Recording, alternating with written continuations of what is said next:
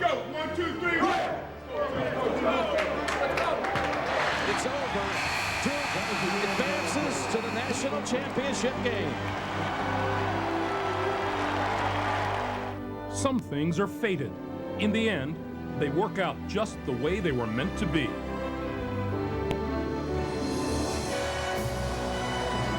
Jim Calhoun's Connecticut Huskies.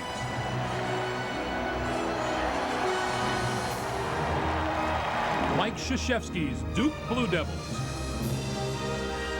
This season was theirs right from the start. And tonight, one will be national champion.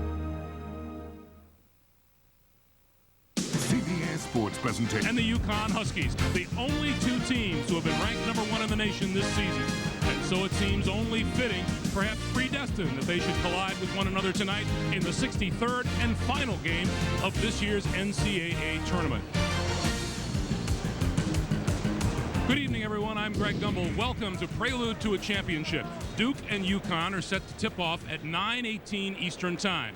The Huskies and the Blue Devils are a combined 70-3 on the season, and each team has it all: power, speed, depth, excellent coaching. In short, it has all the makings of a classic, and the winner will leave the court tonight with this coveted prize, the NCAA Championship Trophy. I am joined once again by Clark Kellogg and Utah coach Rick Majerus. Let's talk a little bit about the participants in this game. For Duke, the focal point, as he has been for every game this season, is the big man in the middle, Elton Brand. You know, Greg, you and I, on our way over here yesterday, we talked about a song sung by Roberta Flack, "Killing You Softly." Well, Elton Brand kills the opponents softly. He combines strength with soft hands and soft touch, along with great agility. I don't know if he can be stopped, but UConn has to try to slow him down. All right, Coach, as Elton Brand kickstarts the Blue Devils, the Huskies look to Richard Hamilton.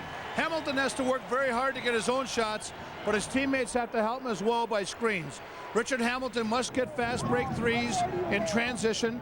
He must get threes off of in-and-out game. He's got to get his dribble drive, penetration, pull-up middle game, and baseline curls become very important. All right, if we're looking for matchups in the backcourt, Clark, where do we look? I think you've got to start with the possibility that you'll see Ricky Moore from UConn on occasion defending William Avery from Duke. These guys were high school teammates on a state championship team in Augusta, Georgia. The first time they go against each other head-to-head in organized play, it should be a dandy of a matchup. And when we're talking about backcourt guys, there is perhaps no more deadly a three-point shooter in the country than Trajan Langdon. And better than anyone in the collegiate game, perhaps, he hunts the three. He spots up very well off dribble penetration, but does a great job on the kickouts by Brand in the event that they leave him loose for just a moment. I think, though, Connecticut has to use some presses with discretion and also zone a little bit to change and disrupt Duke's rhythm and govern the tempo of the game. If there's an X factor tonight, Clark, the bench play? Both teams had tough games on Saturday. Both teams have good depth. The two key guys from each bench: for Duke, it's Corey Maggette, and for UConn, it's Edmund Saunders. All right, can you tell we're excited? Prelude to a Championship will continue here on CBS right after this.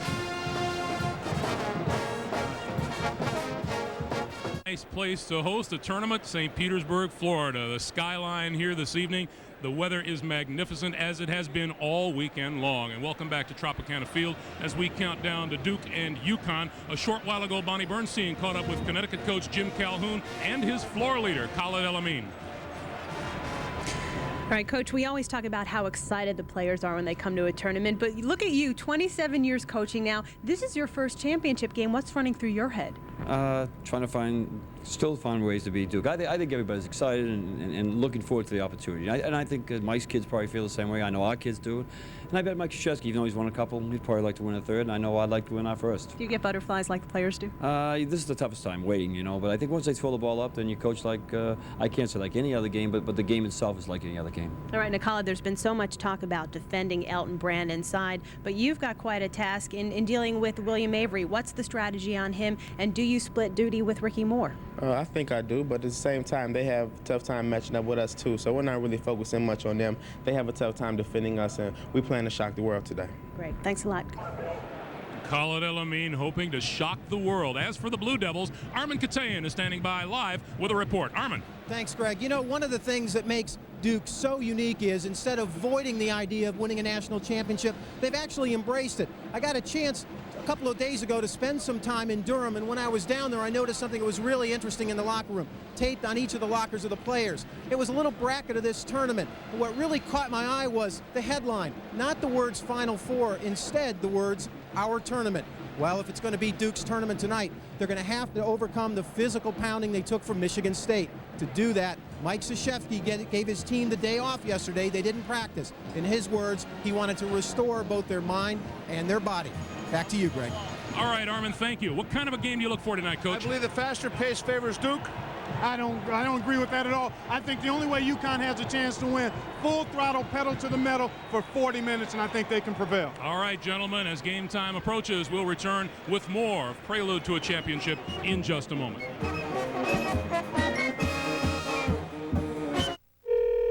Hello? Hey, what'd your wife say? And to the man who will be calling his 25th NCAA title game, Billy Packer. Jim, take it away.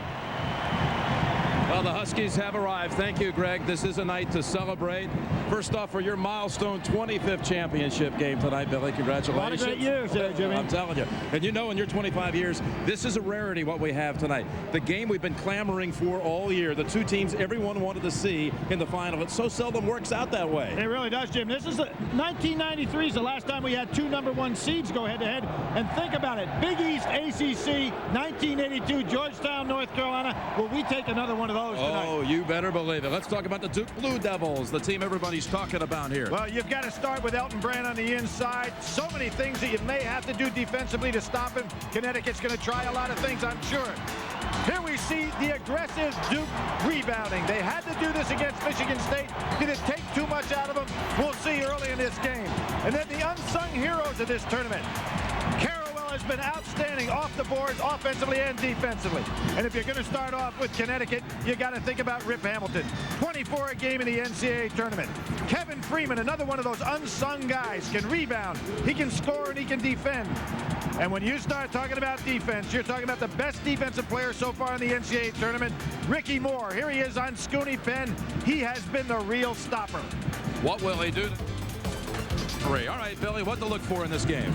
Well, what Duke loves to do is penetrate and kick out. Here we'll see Trajan Langdon take it on the inside. And when the defense collapses, Duke knows how to offset, kick out, and hit the three-point shot. Something Connecticut really has to stop, as Michigan State did a good job. Now, here we see it. Trajan Langdon penetrates. Carrawell offsets. There's the kick out. There's the three. That's how Duke gets their runs. All right, Mike Krzyzewski in his 5th championship game. For Jim Calhoun, his first. And now their keys to the game.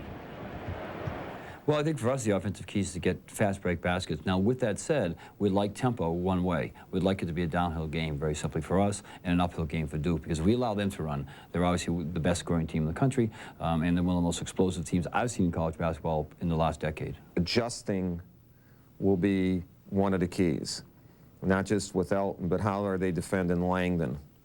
You know, are they... what are they doing in their man-to-man? Are they doing their press a little bit differently than instead of just containing? I think we have to get a feel for the game, and adjustments during the game may be the key. We began with 64. Now there are two teams chasing one dream. The championship is coming up next. Ladies and gentlemen, and welcome to the NCAA Basketball Championship game between the Duke University Blue Devils and the University of Connecticut Huskies. Let's meet the starting lineups. At forward for Duke, listed at 6'8", a sophomore from Birmingham, Michigan, number 31, Shane Battier.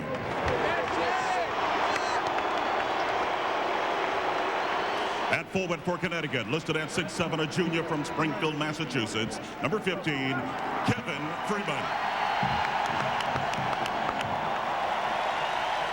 At forward for Duke, listed at 6'6", a junior from St. Louis, wearing number 23, Chris Carrawell. At forward for Connecticut, listed at 6'6", a junior from Coatesville, Pennsylvania, wearing number 32, Richard Hamilton.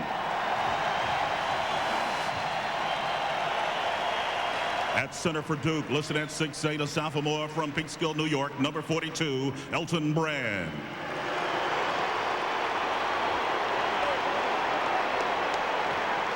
At center for Connecticut, listed at 6'11", a junior from Katy, Texas, number 43, Jake Bosco.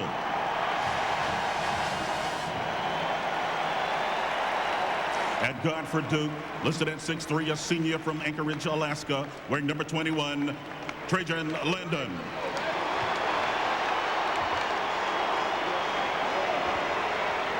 At guard for Connecticut, listed at 6'2", a senior from Augusta, Georgia, wearing number 21, Ricky Moore.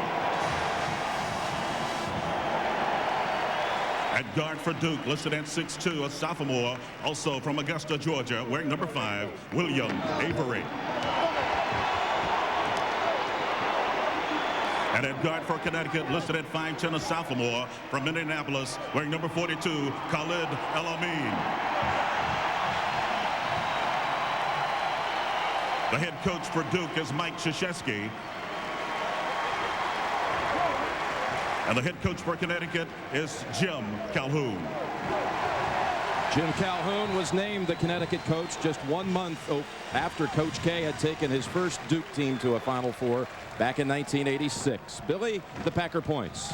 Well, Jim, there's a special feeling in this air tonight. You can think that both of these teams think they're capable of winning the game. So let's take a look at it.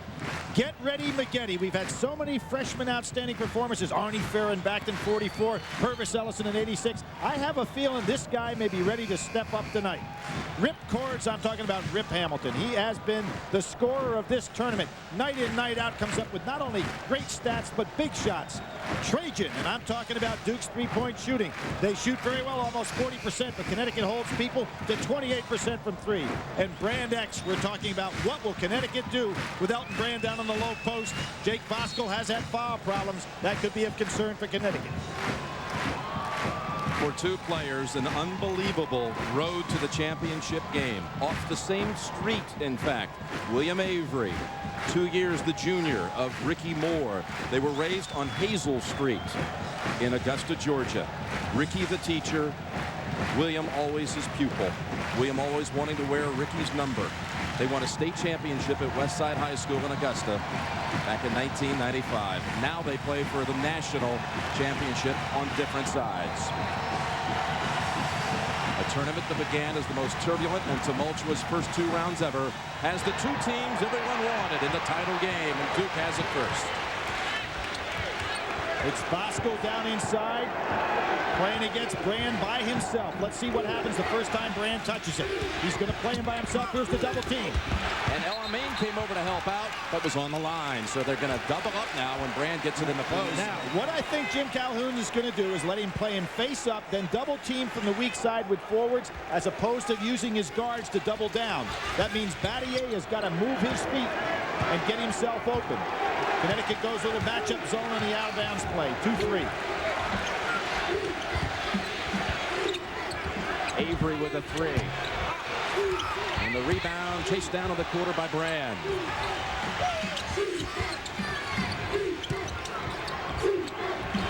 Avery again. Left open.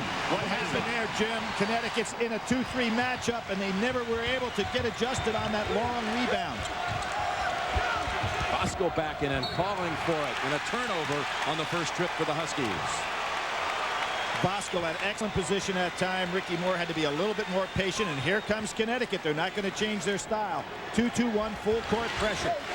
The problem with this is when Duke meets pressure, they don't mind taking long three-point shots. Right back to UConn. It was a coin flip yesterday at 1:30. Jeff Hathaway, assistant athletic director at Connecticut, called heads. Since they both were #1 seeds, it was heads, and the Huskies got to be the home team here today, thus the white uniforms. Duke, straight matchup. Trajan Langdon on El-Amin. El-Amin does have quickness advantage on him, and here is Hamilton. His first shot is dropped for 2. Good job by Hamilton moving without the ball, giving Carrawell problems there.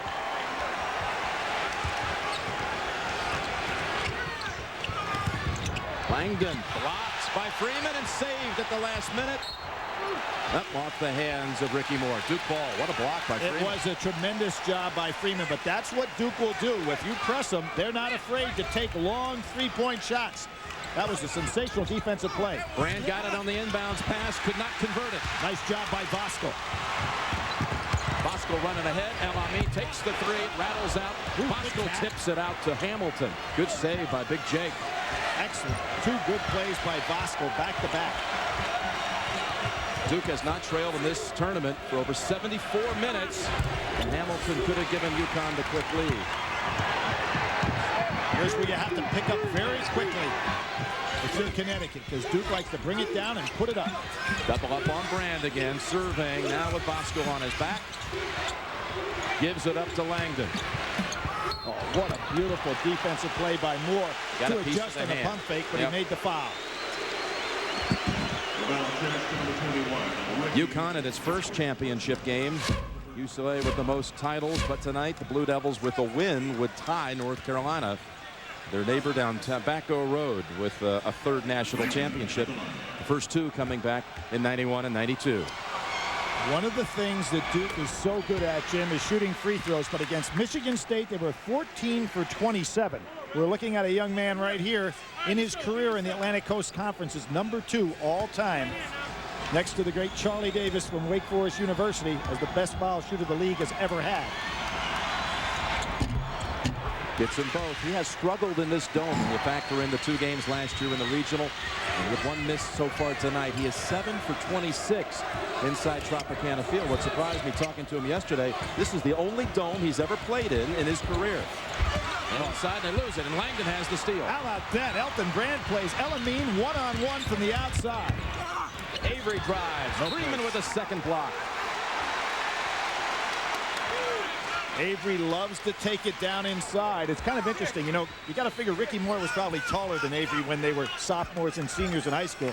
Now Avery's got about 2 inches on him. They bounce it off of the back of Voskuhl. Carrawell with a heads-up play. Battier left open for a 3. Oh, this young man missed 19 straight threes in 1998. And now he's developed into a pretty strong perimeter shooter. UConn has his biggest tournament deficit right now. They're down 5. El Amin and Freeman on the line. Back to Duke. El Amin 0 for 12 in the game against Gonzaga. He can ill afford tonight because they need both of these primary scorers to have big nights against Duke. Huskies had been down 4 to both Iowa and Gonzaga, but now down 5 early minutes here in St. Pete. And Jim, the way this game's being played, it's a game on course to be in the 80s, not in the 60s. There's the first on Voskuhl. This was the big question. How long would Voskuhl be able to stay on the floor tonight? Asking a lot, Jim, for Voskuhl to play Brand as a forward. Elton now is developing an ability to play facing the basket as opposed to just with his back to a basket. We can see the strategy by Jim Calhoun. Voskuhl gets 1. Bring in Juan early. Suleiman Juan from Senegal in for UConn.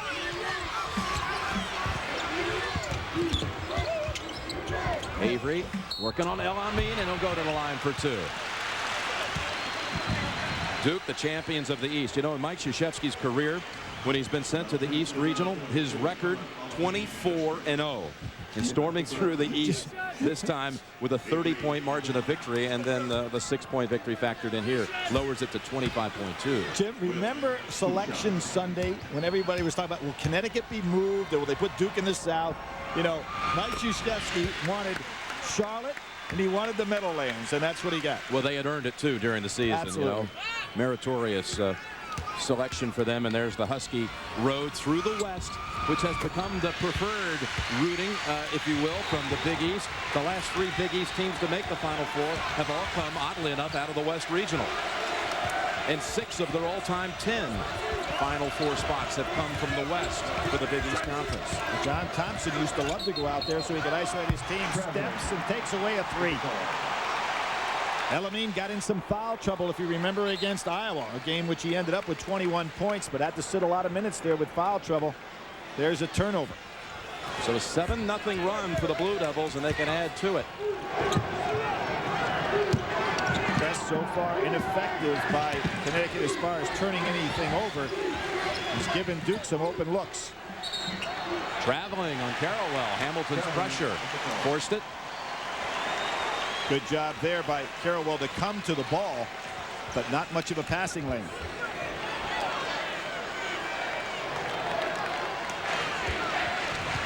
Rip Hamilton has got to touch the ball a little bit more, Jim. Remember, he hit that jumper right down on the baseline, and I think on this go-around, Connecticut better let him touch it before somebody else puts one up. Here's the old matchup, Moore and Avery. Moore gets past him, and he'll take it for two.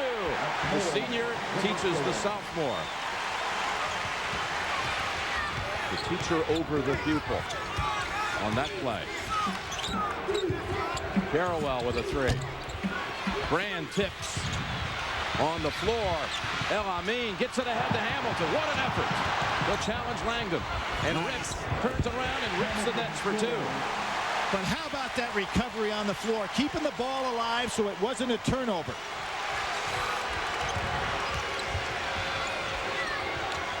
More on Langdon. Reach in. Look at Hamilton this time as they double up effectively again. Moore he does not have the numbers. It forces the foul against Avery. Not a good foul by Avery. Moore was down there 1 against 4. Avery should have just tried to contain and not try to steal here. Hamilton has a second steal. There is the great play by El Amin to Hamilton, who pulled up with that little jump shot of his. UConn has turned it over 4 times, but a little surge now. Sports exclusive coverage of the NCAA Men's National Championship game is sponsored by Genuine Chevrolet, Charles Schwab, Goodyear, Budweiser, and by Enterprise. Hey, Billy, let's talk about the dome factor when it comes to shooting. And this is to your left tonight, folks, when you watch. We call it the open end. And through the games on Saturday, the 4 teams at that end of the floor, and with that giant screen also somewhat beguiling and confusing because you can see yourself shooting. Well, there's the closed end. At the open end, the teams on Saturday shot 36% from the field. On the right end, or the closed end, 46%. So if you're UConn, like a football team that would like to have the win in the 4th quarter, they're going to be in the second half to the preferred end. Now Ricky Moore steps in. Second time he's taken it inside. Both times he's delivered. And that was set up on Avery's foul that gave Connecticut possession. So far, the press, although it hasn't turned it over, McGetty's wide open, hesitated. And the freshman still, though, knocks it down. Corey McGetty. And Brand talked him into the shot. He said, take it, take it. Hamilton, they don't have to ask him. Oh, that was a foul. He follows it up, though, off the glass for 2 more. And there was Battier fouled on the block out, but nobody blocked out the shooter. How many times do we see that? You cannot let the shooter has the best look at the rebound. There's McGetty. And, I thought it was going to be on Juan, but they called traveling first on the freshman.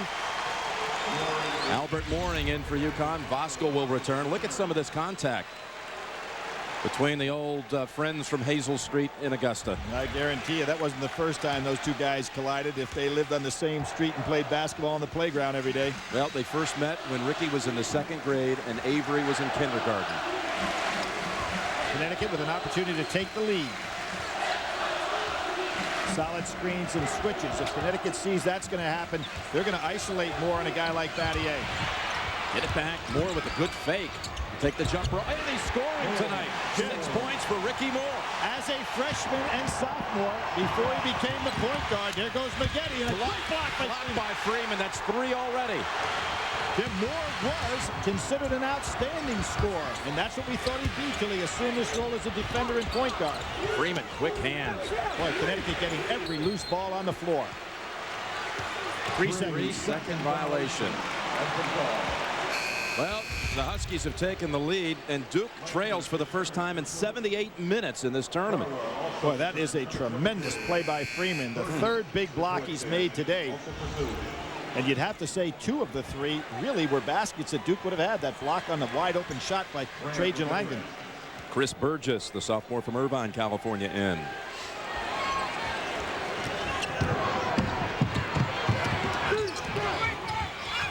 Duke's getting what they want when they beat that press. Look at McGetty go. So quick, and it falls. For a moment, it looked like it might spin out. Well, Jim, as I said, is McGetty ready? I think the answer is yes. Got Moore feeling it tonight. Not this time. Tipped out. Hamilton again. Loose ball to the Huskies. Moore, three-pointer. He's got the feeling, folks, in the championship game. That's 9 for Ricky Moore. Not what Duke expected at all. And that gives them their third scorer out there with Elamine and Hamilton. Really puts pressure on the defense. And a turnover. Near the conclusion of every NCAA tournament game, we select a genuine Chevrolet Most Valuable Player from each team. To date, Chevrolet has contributed over $7 million to the scholarship funds of America's colleges and universities. Elamine returns. You know, Jim, I'm going all the way back to Ricky Moore's freshman year. Remember the Big East championship win over Georgetown? Yeah, remember 14 in that game. He was sensational offensively. And he had a stretch late in that game where he had 10 straight points for the Huskies. And that night he shut down Allen Iverson, only 4 of 15 from the field. Allen Iverson said he's the only man in college basketball quick enough to guard me. That's saying something. Look at Elamine dish to Saunders. Mike Krzyzewski now up off that bench trying to work these officials a little bit. Feeling that he had the charge. Game being called kind of loose inside. It's the first run anyone's put on Duke in the tournament. 15-4 run, and Trajan Langdon over Mooring. Got to get up in his face and made him put it on the floor. Connecticut not to be denied. And a charge on Rip Hamilton. And who's on the bottom of the pile? Who else? Don Battier, the all-time leader at Duke University. There he is waiting on it. Elton Brand comes in. Battier, after that brilliant play, will get a rest. And both coaches liberally going to the bench. I don't really see any signs, though, of weary legs from either one of these teams coming off of Saturday's game. Rashmel Jones is in, 3-year co-captain for the Huskies, number 3, and Hamilton gets a breather. UConn can match him with depth. Oh, without question. Carrawell, good move. And Duke's back ahead. Lead pass to Jones. Another charge. Nope, this time it's going against Duke. On Langdon. Trajan was waiting for him. Well, if Duke thought somebody was going to slow this game down because they worried about their explosiveness, I think that was a charge, not a block. But it's called the other way. Trajan Langdon waiting right there for him. But Jones, who also is a guy that can explode offensively, although he has not played this year like he has in the past, had 11 points against St. John's in the Big East tournament. He was a scorer his sophomore year, Rashmel Jones. In fact, he was the top scorer for the Huskies until very late in that year when a freshman, Richard Hamilton, ended up overtaking him for the team title. He still averaged 13 a game that particular year and started 31 games. So we're talking about a guy deep on the bench right now that was a very important player for Connecticut. We got a lane violation. He'll get one more try. Shot looked good. I haven't seen any players playing with anything other than what looks like confidence, Jim. You see the shots going up, nobody pulling the string.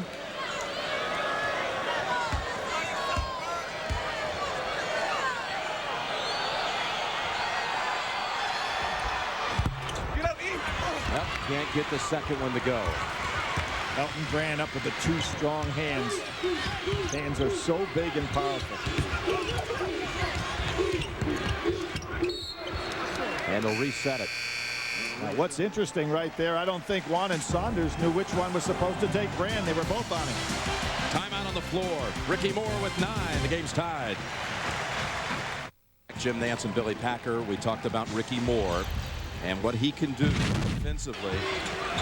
And it's not necessarily his defense tonight that's getting all the attention. Look at some of the moves here by the man who Jim Calhoun said can change a game without even taking a shot. But he's taken shots. He's knocked down 4 out of 5 at this point. And Jim, he's the guy that stopped Arthur Lee. 4 for 13. Mateen Cleaves 2 for 15. There's Avery hitting one of his patented threes. And Scooney Penn 3 for 13. But his old high school teammate lit it up there. Yeah, and Avery has 7 points of his own. 9 for Moore, 7 for Avery, and Brand with a steal. Not a good pass. Telegraphed by Elamine. Avery Gets the roll. A break. Well, Augusta, Georgia, Jim, is putting on a masterful show. I like I'll it. steal one of yours There for you go. You can have it. I love it. Saunders comes in. Brand again with those powerful hands. They better not try to. Look at this. He lost control at one. With a little hook. You don't see that often without a foul. Great play by Juan. You know, he came up short on a couple of good shots the other day. On Saturday, just didn't get him to fall. Seemed disgusted, but that's an important ball. And there's Elton Brand. He's going to be whistled for that one. Yep, he threw an elbow. Well, we talked about Brand X, and when you strip a guy that's got the largest hands in college basketball, you've done something. And here's one who had a couple of excellent post-up moves on Saturday, just couldn't get the ball to fall. Nice job here. Well, Saunders reached in to strip it. The two backups, Juan and Saunders, make the big play, and Brand then whistled for the foul at the other end. That was a foolish foul by Elton Brand, too. He's just trying to get some retaliation and get some respect down in low, but it was such an obvious elbow. We're almost halfway through the first 20, and Brand has only attempted one shot and missed it. Solid screen on Avery. Second time Elamine and Brand have been matched up. Elamine backs up to take it over him. How about that? The little guy's out guarding defensively on the switch. There you have Avery getting the rebound. Elamine's, there's the double team coming. Brand wanted it back. And now Saunders, they'll call it instead on Juan. It was a clean block by Saunders. But, you know, Jim, that's a foul and a defensive play that Jim Calhoun can afford. Voskuhl's not involved with it. Tomorrow on CBS, the long-awaited premiere of The Late Late Show with Craig Kilborn. An hour of comedy, celebrities, and his famous 5 questions. Catch the premiere, Craig Kilborn's new talk show tomorrow after David Letterman right here on CBS. Young man right here got the Naismith Award for the National Player of the Year. He's the ACC Player of the Year, MVP of the ACC tournament. Just about every honor you can imagine. Was selected as the Outstanding U.S. Male Athlete of the Year by USA Basketball. He's covered it all. Battier and Voskuhl come back in. Gets 1 of 2. Brand became just the 3rd sophomore in the last 30 years to be named Player of the Year by the Sporting News. Bill Walton and Michael Jordan were the other 2 sophomores. There's that switch again that leaves Elton Brand on Elamine. He'd like to take him one-on-one. Elamine at last. Didn't expect to see too much of that matchup tonight, did we? And what Elamine is recognizing now, he needs to get just enough space to get the jumper off as opposed to penetrating on Brand, where he works to Brand's advantage the closer he gets to the basket. Were the first points for Khalid after missing his first 3 attempts. Let's see what Voskuhl does. He's got 1 foul to this point. Brand has to go back out with it. And a reach in on Khalid Elamine. Second foul on Elamine. This is a very important situation now. He's got to be careful defensively. As I said, got in foul trouble against Iowa. And boy, is Connecticut doubling down from both sides now. They come from the forwards to give Brand all the trouble inside. And notice that the guards are staying out with their men so they can't kick out for the jump shots by Duke. Good strategy. Yeah, and Albert Mooring will come in. He has been trying to recover from a knee sprain. Got a harness on it right now, but he is the best shooter and has given them at times this year big games off the bench offensively.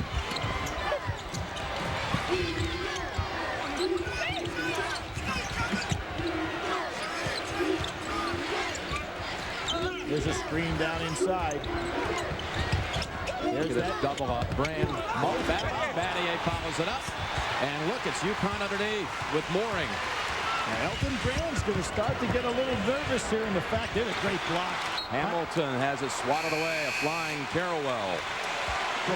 Jim, what Elton Brand has got to do now is to be very patient because the double team is coming immediately upon the catch. They're not waiting for him. That's kind of like Freeman's block on Trajan Langdon.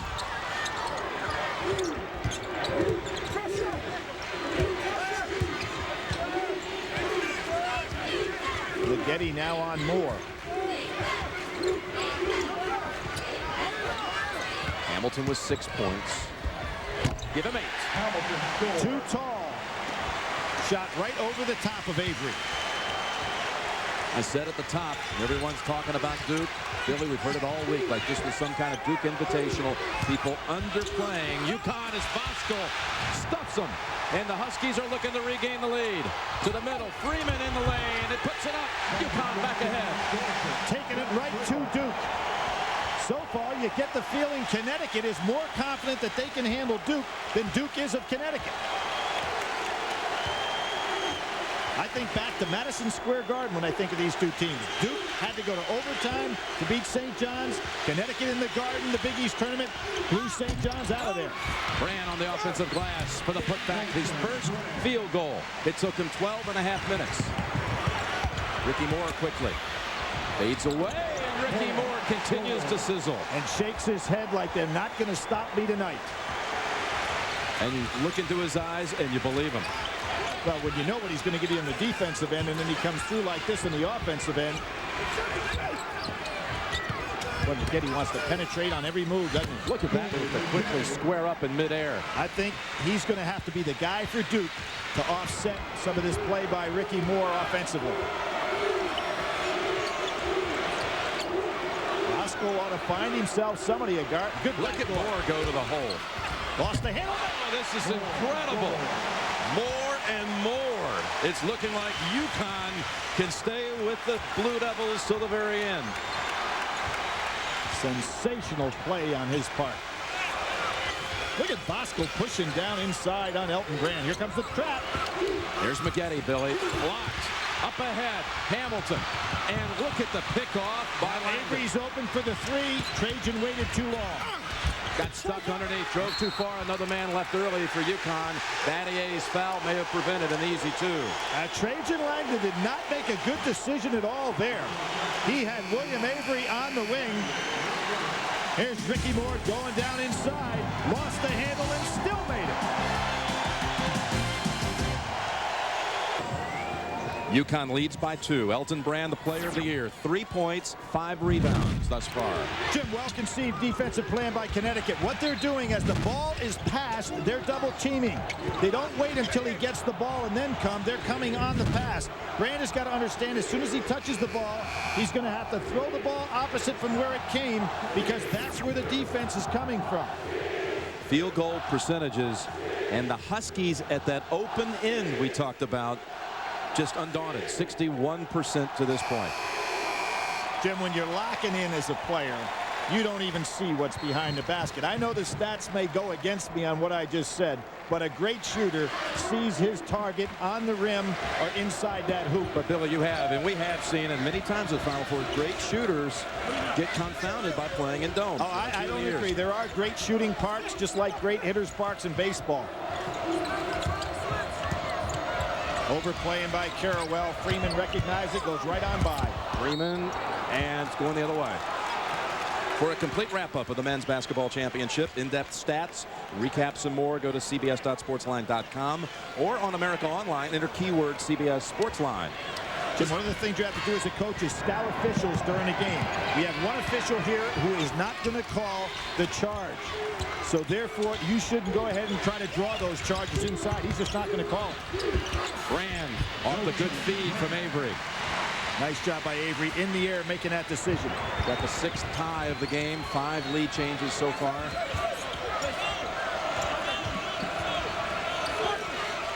Duke led at one time by 7. UConn's largest lead 4. Hamilton on a nice flare.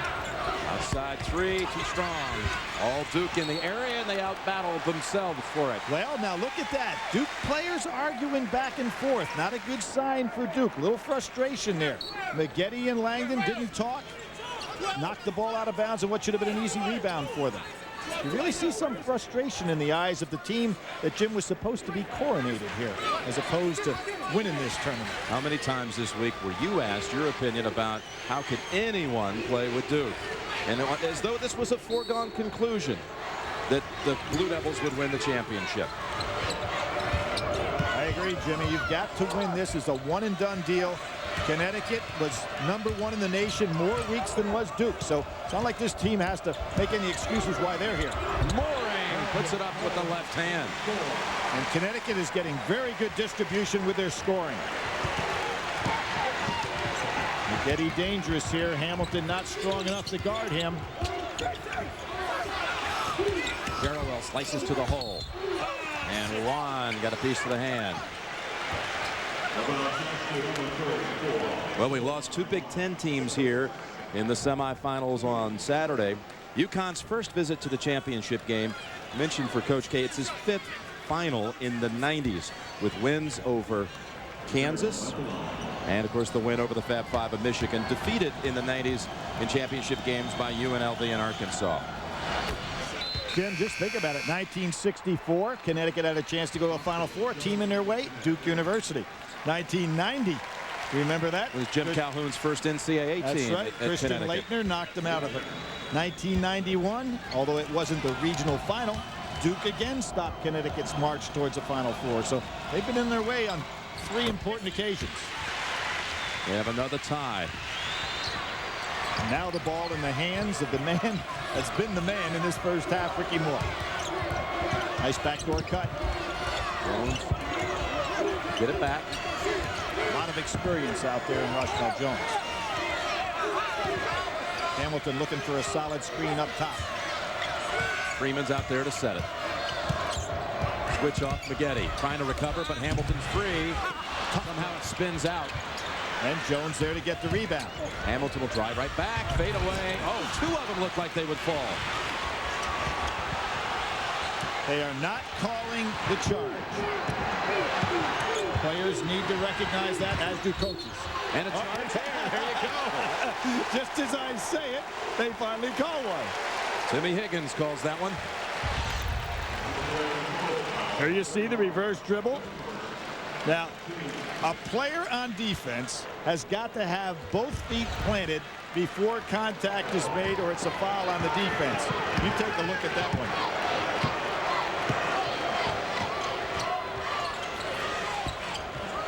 Four minutes to go in a thrilling first half.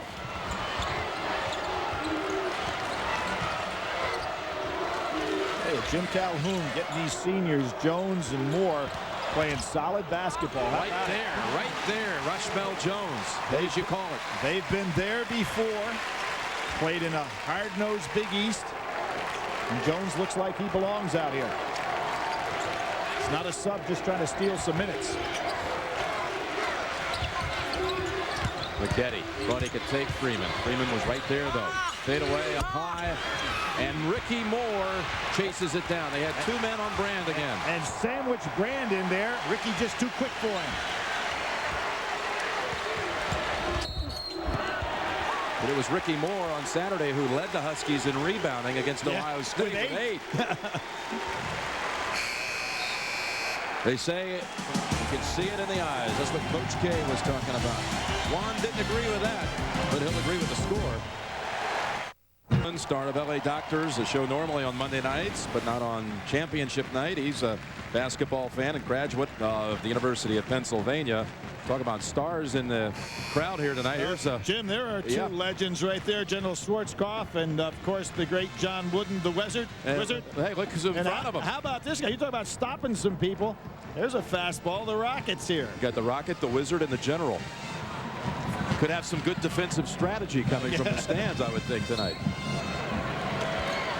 Well, what I like about this game, that both teams said, hey, this is the way we like to play. Try to stop us. Look at the move that Hamilton makes on Battier, and again unable to finish it.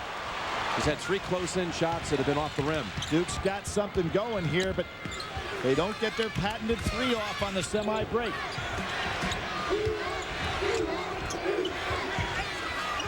Nate James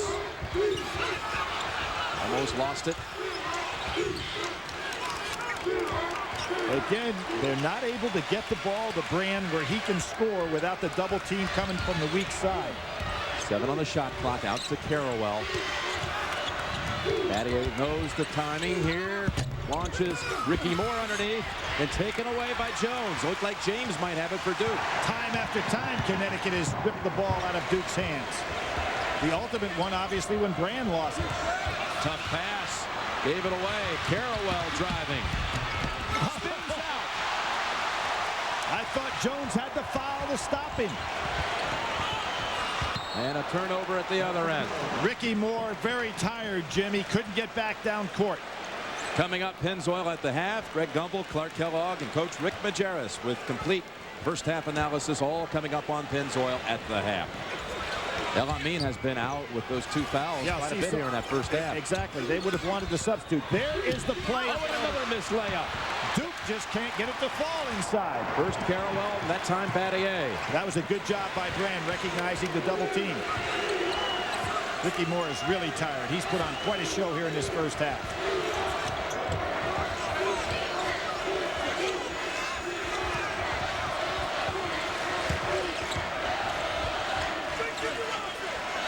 Hamilton would like a screen. Drives in, floats, and it falls for 2 more. You see, they're not calling that charge at all. Battier down there to draw the charge, but the refs are not calling it. Boy, Hamilton has the great little floating pull-up shots. You see it right here again. Yep. They're see Battier waiting on him. They're just not calling that play, so you've got to scout the refs. Should that one have been called? No, I think that what you had there is a case where Hamilton has the right to come down. But if referees are consistent, you've got to make that judgment as a player. Langdon bangs it home, a second 3 on the night. Trajan, much like Wally Serbiak, likes that play without the dribble. Stares you down and then puts it up. Push off on Trajan. At the other end, it'll be a 1-and-1. For in-depth tournament stats, go to cbs.sportsline.com. And here's a stat for you. Field goal percentage. This is the Duke team that field goal percentage defense is having its best season since 1960, holding opponents at a 38% average. And Jim, something had to give here because Connecticut does a great job on three-point defense, holding teams to 28%. And you've got Duke, a team that shoots almost 40% from 3. Mike Krzyzewski wanting to get Maggette back into the ball game. Now he changes his mind. It'll be 1-and-1 for Ricky Moore. I'm surprised he didn't do that with James in the ball game. They've got an opportunity to get maybe 2 possessions here to end the half.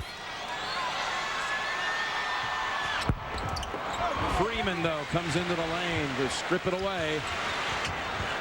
Freeman does a lot of things for you quietly. Moore bounces in, lost control of it, had to throw it up with the left hand. What Duke is not doing is pushing the ball down the floor, kicking out and hitting the 3. That is one of their best offensive weapons, and Connecticut is cutting that off tonight.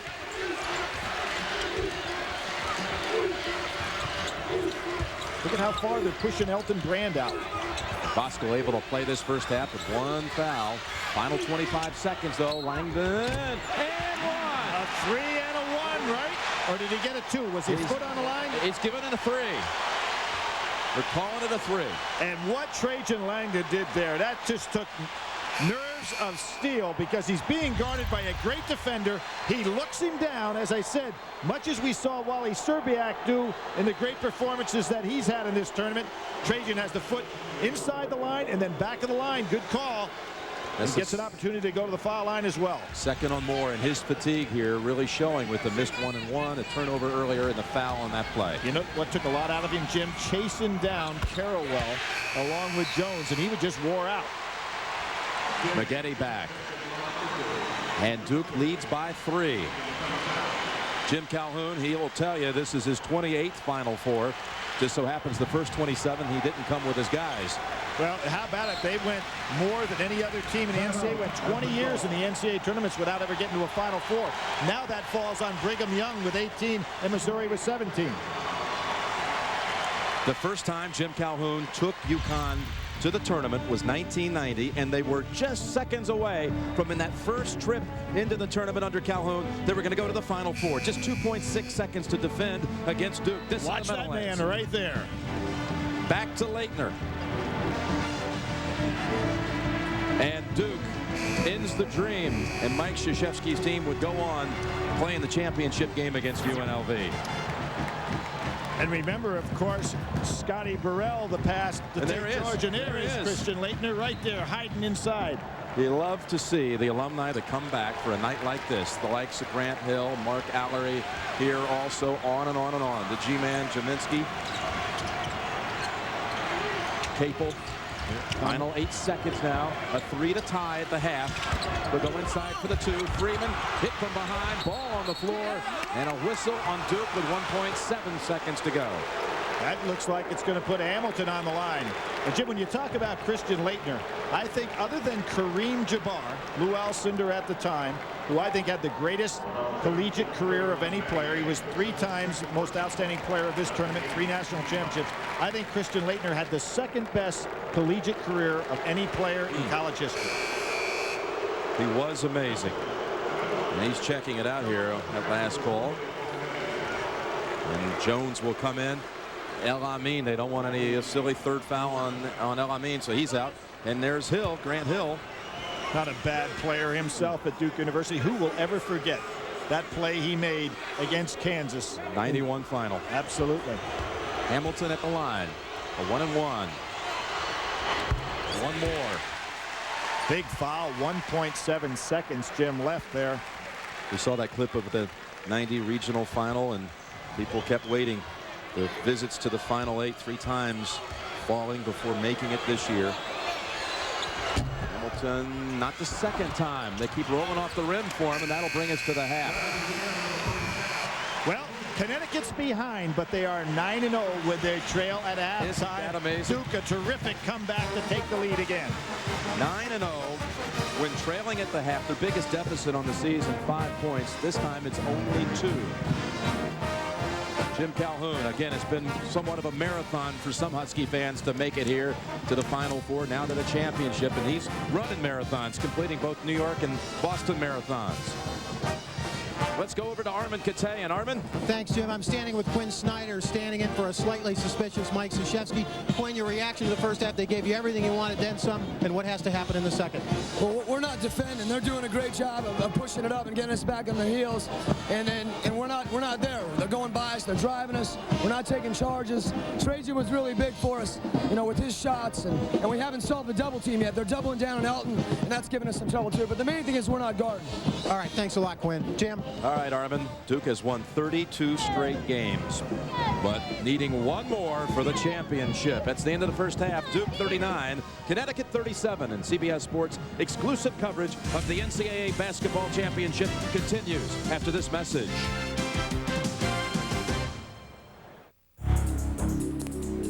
The first half of this national championship game after this message and a word from your local station. CBS Sports exclusive coverage of the NCAA Men's National Championship game is sponsored by Pizza Hut, Tucker's Khakis, Microsoft, and by Arthur Anderson. Pennzoil at the half, sponsored by Pennzoil, specially formulated for today's stop-and-go driving. Stop, go, Pennzoil. Our score at halftime, the Duke Blue Devils with a 2-point lead on the Huskies of Connecticut, 39-37, and as always, beautiful shots from on high provided by Goodyear. Welcome everyone to Pennzoil at the half. I'm Greg Gumbel along with Clark Kellogg and Utah coach Rick Majerus. And I got to tell you, it has been as entertaining a first half as we could ask for, and then some. Greg, I feel like I'm at Ryan's Steakhouse. There I have a tough time figuring out what to eat because of the great buffet. Here I can't figure out what to talk about. A lot of good stuff going on. The two things that stand out in my mind, though, the tremendous defense on Elton Brand by UConn, and then also the fact that UConn's bench has done a pretty good job at making significant contributions. All right, Coach, we're going to get to a telestrator in just a moment, but first let's show some highlights from the first half, and we'll begin with El Amin with the hustle, forcing the Duke turnover, and the lead pass to Richard Hamilton, who was just wondrous in the first half. 2 points here, and then Ricky Moore, equally wondrous. He has been fabulous. He really carried him in the early part of the first half. Unstoppable, knocking down the 3 there. This, however, may come back to haunt the Huskies. 3-pointer by Trajan Langdon at the end of the first half, fouled on the play. It turns into a 4-point play, and the Blue Devils lead it by 2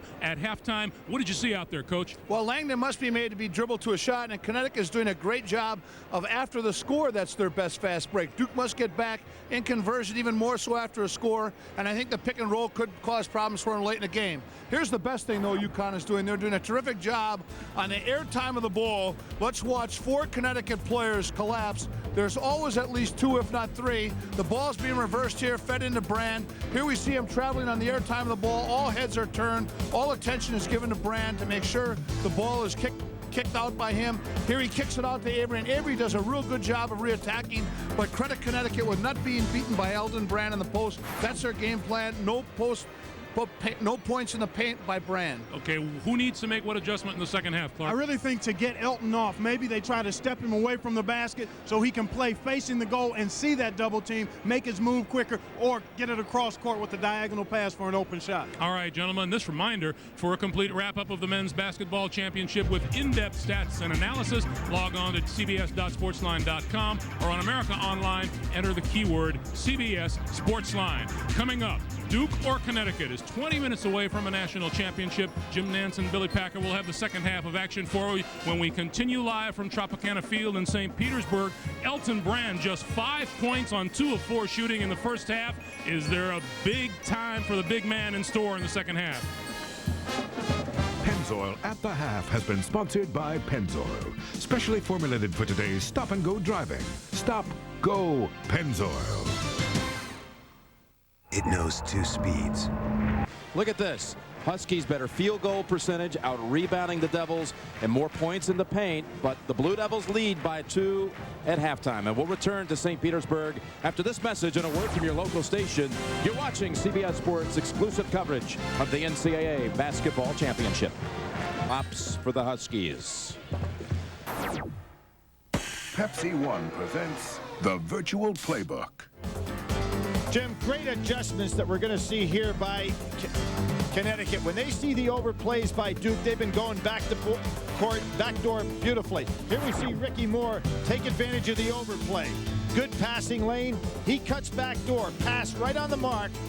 And then Moore does an incredible job beating Battier, one of the best defensive players in the country. Comes across, loses the handle, and still puts it in for 2 of his 13 points in the half. Let's take a look at the points. Get ready, Maggette. He really has been. 6 points, 3 for 7. We're going to see more of him in the second half. Ripcords, what more could you ask of Hamilton? 11 points, 5 for 13. He's doing everything you could expect. 3-point shooting from Duke, 5 for 10, but I don't think that they've gotten off enough threes. They're there.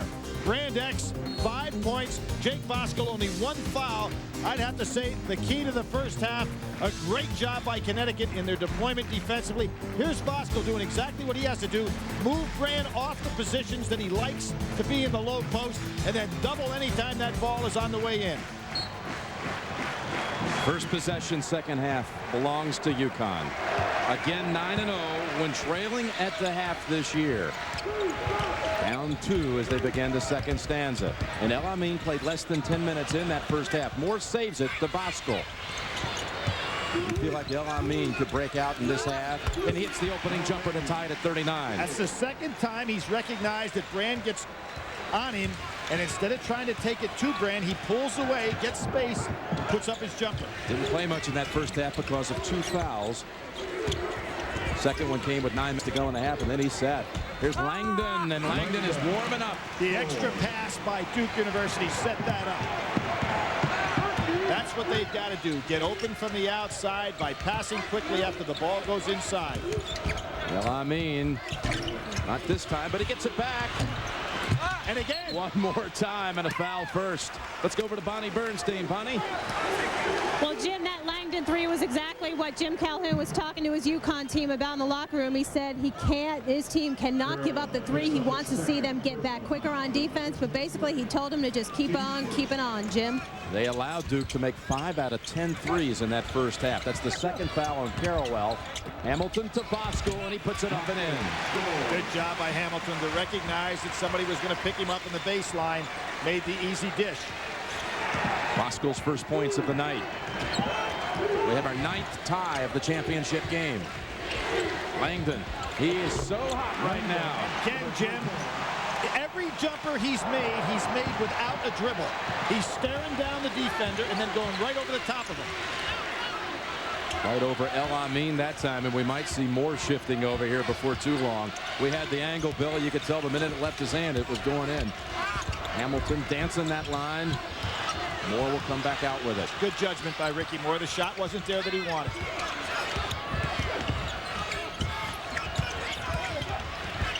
Hamilton. Heavy traffic. Has to go back out. Oh, and he traveled. El-Amin traveled. Connecticut that time got away from their spacing that they've been so good at the first half. They had to readjust. Ricky Moore probably should have dribbled that ball back out at the top, Jim, and reset the offense. El-Amin has turned it over 4 times on the night. It's Moore, Jim, switched over on Trajan Langdon now. They've seen enough of his outside shooting. Brand for the easiest 2 of the night for the player of the year. Good judgment by Bosco. He would have only committed a foul had he gone over and chopped down. And Duke up 5.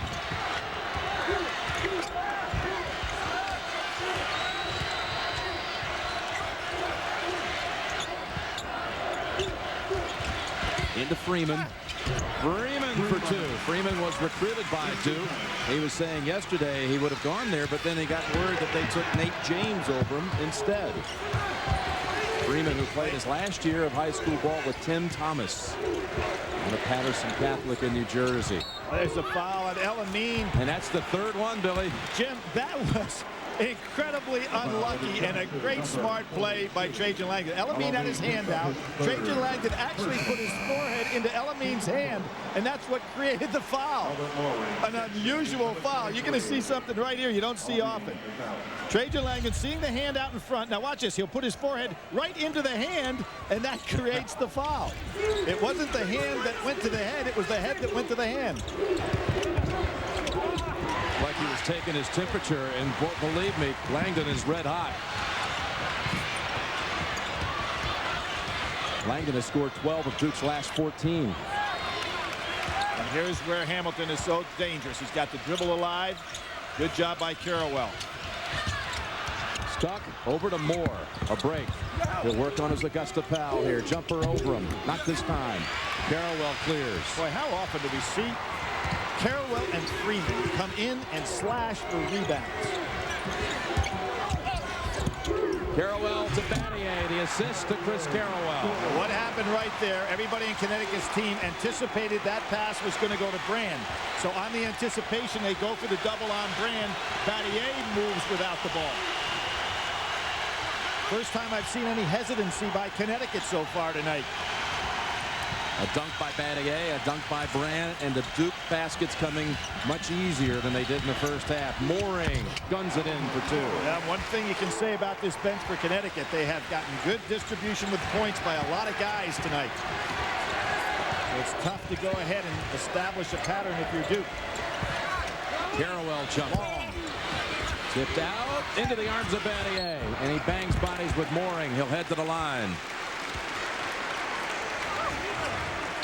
Battier needed to finish that play. Mooring, a smaller player, and didn't take it hard enough to the hoop. And here we see everybody getting ready for the pass, going in one direction, on over to Brand. Battier gets it. It's the first foul on Mooring. Battier will shoot 2. Do we have a cut on Freeman?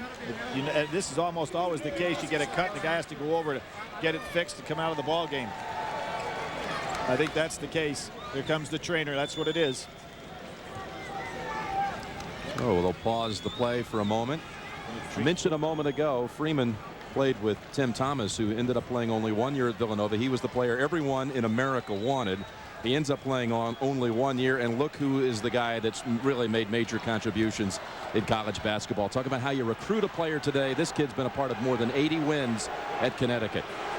And you know, probably that 1 year stay at Villanova stopped Steve Lapis from having a solid program. He's readjusted very nicely, however, since then. You have to rethink the way you recruit. Absolutely.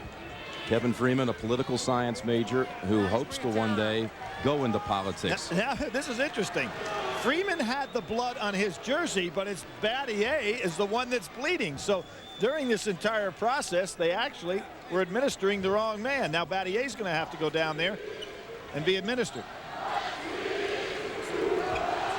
Is Shane Battier so impressive when dealing with the press conferences and all that goes with it. Jimmy worked for Morgan Stanley in New York City at Wall Street. Before his freshman year. And let me tell you something. If this young man didn't even play basketball, he would be heavily recruited as a student athlete. I mean, he is a very impressive young man.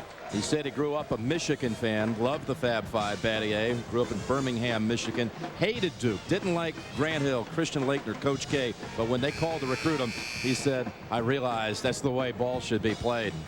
He's thrilled to be at Duke. Tuesday on JAG, a crippled aircraft carrier leaves a flight of planes with no place to land. Who is trying to take out the U.S. Navy? An explosive all-new JAG Tuesday on CBS.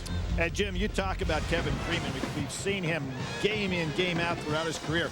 Could you imagine he was not voted first, second, or let's try not even third team all Big East? But he ends up winning most valuable player of the Big East tournament. I think that probably frosted him just a little. Wouldn't you say that? Oh, man. He can play on anybody's team. And so can this guy, Maggette. We found anybody else out here bleeding? The officials seem to be confused themselves as to who can or cannot come in now. Jim Calhoun, I mentioned it earlier, Billy. He was hired in May of '86, which just 1 month after Coach K had made an appearance at the Final Four for the first time. And back in those days, all UConn was trying to do was stay out of the 8-9 game in the Big East tournament. Jim O'Brien, who was in this Final Four, was hired within weeks of that event also. You know, I remember Jim made a great statement. He said, I started recruiting and I told kids, hey, guess who you can play against if you come to Connecticut. Now he says, hey, here's who you can play with. So a complete change in philosophy. The idea, Jimmy Calhoun said, of back then of even thinking about going to the Final Four was like, okay, when's the elephant going to jump over the moon? Absolutely. And Jim O'Brien, as you mentioned, of 5 years an assistant coach at Connecticut. And when we talked to him the other day, very honestly, he said, hey, when I was an assistant at Connecticut, you could never envision that Connecticut could be in a position they are now as a basketball team. Terrific jobs this season by Jim O'Brien directing Ohio State here, and Tom Izzo and the Big Ten champion Michigan State Spartans. Duke leads it, second half. We're back in St. Pete. Jim Nance with Billy Packer, and the semifinal games on Saturday, the lowest scoring Saturday since back in 1985. Jim, an area that Connecticut has been very proficient is solid play off the bench with scoring. Of course, Ricky Moore with a great first half. But Connecticut against Gonzaga, 0 for 9 from 3. Against Ohio State, 1 for 6 for 3. Tonight, 1 for 4. It's tough to match a team that's a good three-point shooting team if you don't get some from out there.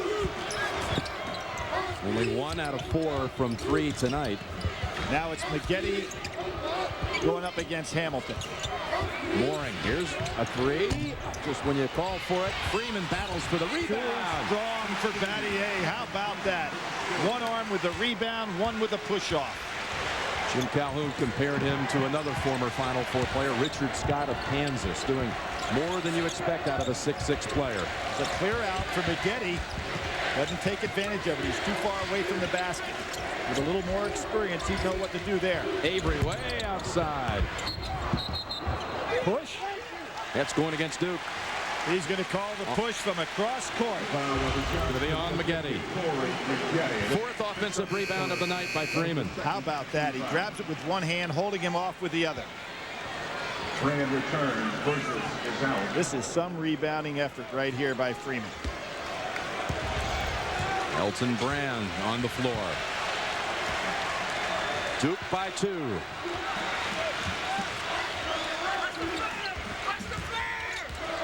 There's the flare. You can hear people hollering, watch the flare. Brand had Hamilton for a moment, and he draws the foul. Again, Maggette, his second, and they say in the act of shooting. What we're seeing, Jim, is some players recognizing very well who's guarding him. And I think that really is a sign of a player that's got his head into the game. Hamilton that time realizing with Maggette, a player not anywhere near as experienced defensively, and he just took him.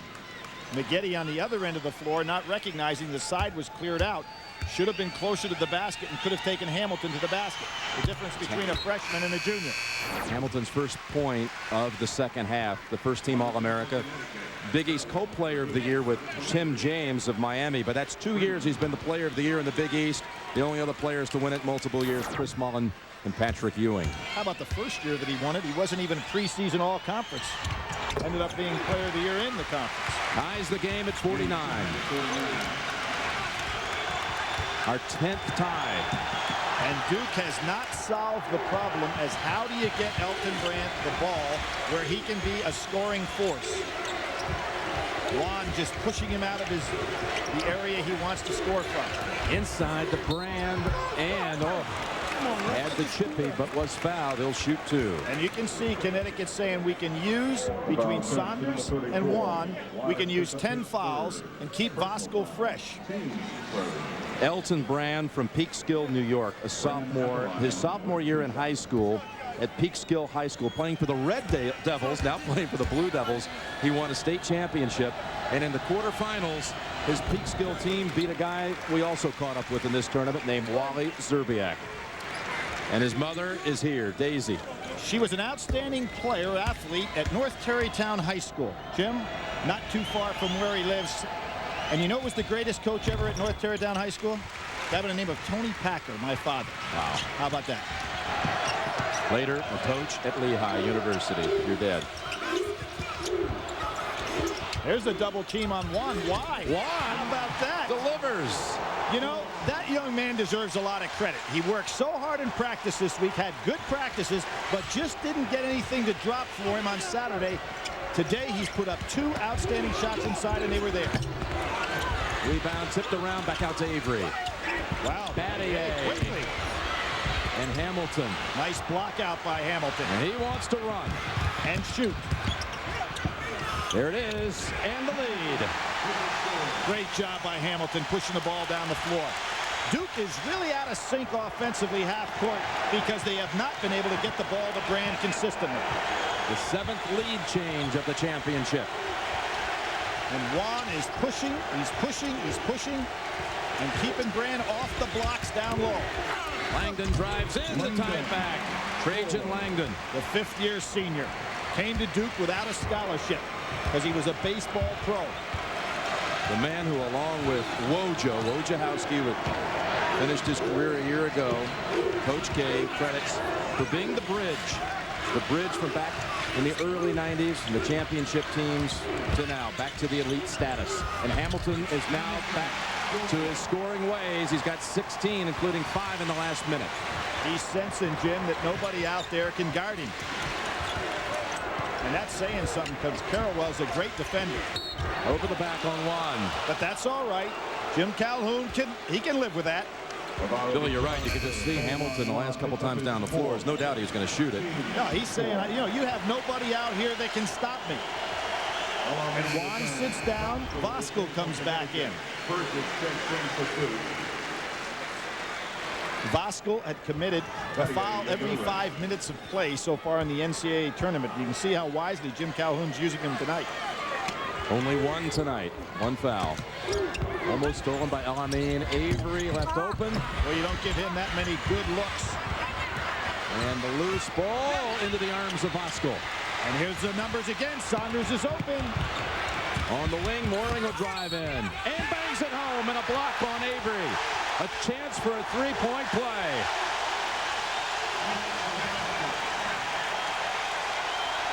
Excellent push-up by Connecticut. Duke is not used to teams taking it to him on transition. And you can see Hamilton, a very good move on his part. I thought he was going to try the lob to Saunders.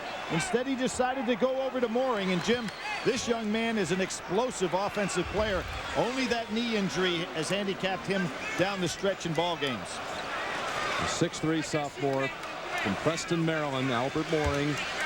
And Calhoun told me he considers him the best shooter on the team. And when you got the likes of El-Amin and Hamilton, that's saying a lot. Unable to finish the 3-point chance, but UConn leads by 4. Eyeing its largest lead of the night.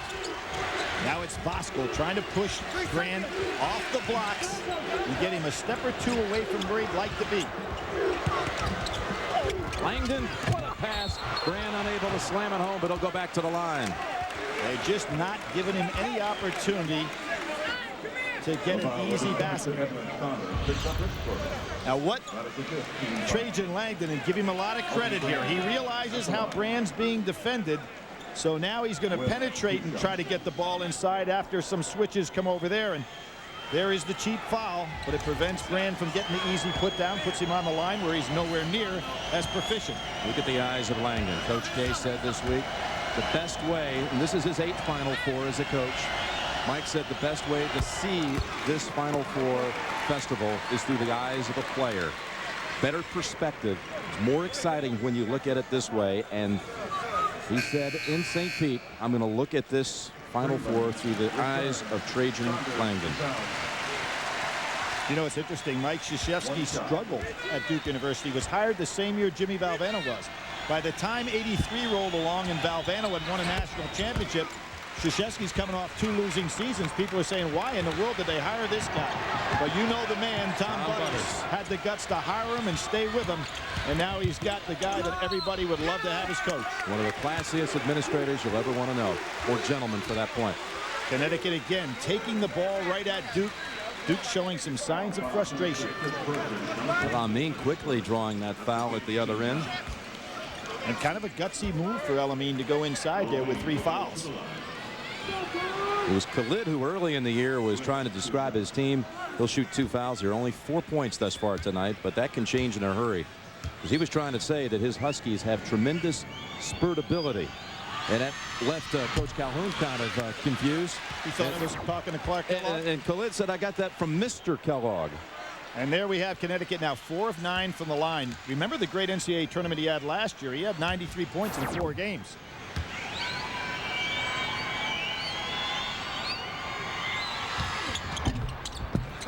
Isn't able to hit either free throw, so it's still a 2-point game. And as Duke had problems from the line against Michigan State, now it's Connecticut having trouble there. Langdon got it back though, and a reach-in tie-up situation. It's Duke ball. Trajan Langdon doing a very wise thing here, recognizing what's going on. Hey, they changed it around. One referee overruled it, said Langdon had possession and was tied up. That's what they said. It was the defensive play who forced it. That's a rule change this year. It'll be UConn's ball when we come back. CBS Sports exclusive coverage of the NCAA Men's National Championship game is sponsored by Oldsmobile, Nike, Conseco, and by new Pepsi One. Back in the Tampa Bay area, St. Petersburg, and the aerial shots being provided by Goodyear. Are we in store for a shocker tonight? That was the talk all week, that Duke was just, again, a foregone conclusion. Coronation coming tonight for the Devils, but UConn and the people who followed UConn all season long knew otherwise. It was a team that lost only twice, once to Syracuse when Hamilton was out with an injury, and once to Miami. 33-2, best record in school history. The Devils 37-1. If they could muster a win here tonight in the championship, it'd be the most wins ever in a season by any college basketball team. It's something when you don't have your own school record for the reason that they hold the national record, huh? There's some.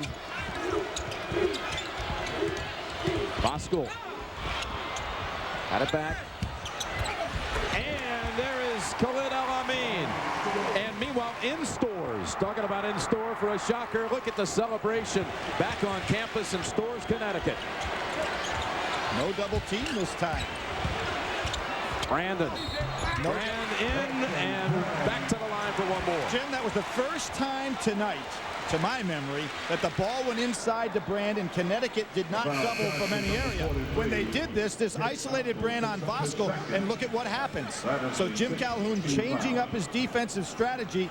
It doesn't work. Duke does a good job recognizing, and notice, first time that Brand has turned to the basket and didn't have a Connecticut man standing right there waiting for him. The second on Voskuhl, just his second, with 11 minutes, 12 seconds remaining. Elton Brand from the hometown of New York Governor Pataki. Peak skill. And long rebound out to Hamilton. It's ahead, and here comes Freeman. Stuck underneath, pushed out, though, they say, by Elton Brand. Again, Connecticut just pushing the ball up the floor, not giving Duke any time whatsoever to rest. El Amin out with the 3 fouls. How about the play of Hamilton tonight, Billy? He's been outstanding on both ends of the floor and really good with his judgments as to what to do with the ball, both taking the shots, there's that little floater of his, but also passing the ball extremely well tonight. Pushes off, really has a silky smooth jump shot.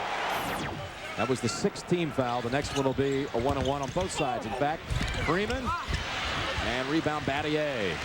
Duke can tie it with a 2. Notice Moore has been the guy who's been switched on over. That's long. And Bosco clears. Surprised Avery didn't take that more to the basket. Mooring looking for an angle. Gets caught and it's stolen away by Langdon. 5th-year senior having some night. 3-pointer. Not this time. Rebound out to Moore. Misjudged by Carrawell. And here comes a fresher Connecticut, Jim. And look at Hamilton. Couldn't be set up any better. Jim, Mike Krzyzewski needs a timeout here. His team has hit the wall in terms of stamina. His team is very tired right now.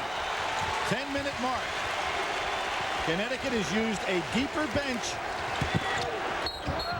And it's going the other way. It's on Carrawell. Hamilton stood his ground. And Duke faces its largest deficit of the tournament. When you get tired, you start doing some things your body won't let you do. And Duke is in that position right now. They need a break. Can you imagine that scene if the Huskies can pull it off? They've got 10 minutes and change remaining. Well, I hope it's not the scene like they had at East Lansing, where those students certainly got out of control. El Amin back in with 3 fouls. And he lost control of it. Now they say last touch Elton Brand. Every call going in the direction, every bounce going in the direction of Connecticut right now. It'll be interesting to see this great Duke team, whether they can call on all efforts, mentally and physically, to sustain themselves. McGetty back for the Devils.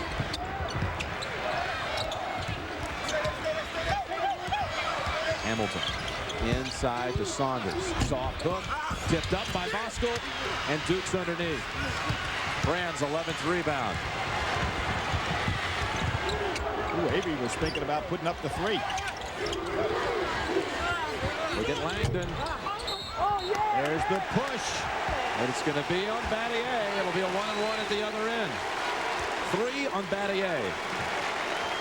3 on Avery. 3 on Carrawell.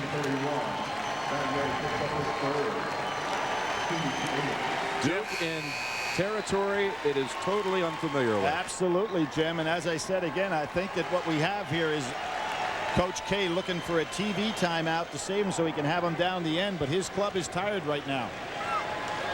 You know, basically Connecticut has gone much deeper with the number of people. Duke has an outstanding bench in terms of the quality, but not the depth and not the production that Jim Calhoun has used this evening with Connecticut.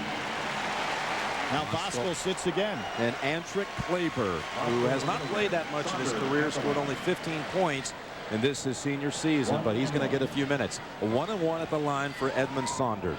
Is this the 11th man that Connecticut has put in the game? It is indeed. There's Antrick Kleber. Saunders at the line wearing number 51. He lost his father 3 years ago during his junior year in high school, highly recruited. His father, Robert, was 51 years old. He says he'll wear that number to commemorate his father's courage the rest of his career. Can't get the second one. And Jim, you know what Jim Calhoun has on that bench? He has Freeman getting rested. He has Bosco getting rested. And it's going to be Saunders on Brand. Duke should go to Brand now.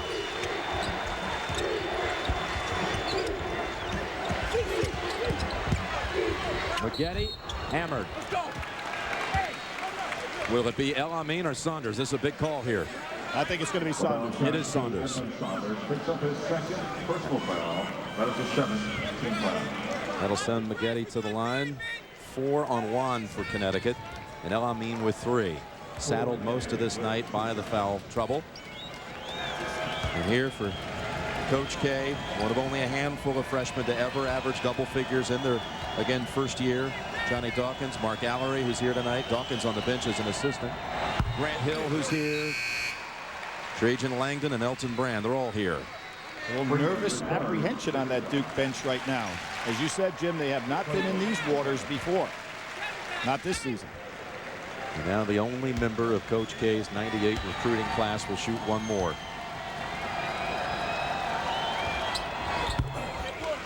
First bench points of the second half for Duke. And now they're down 4.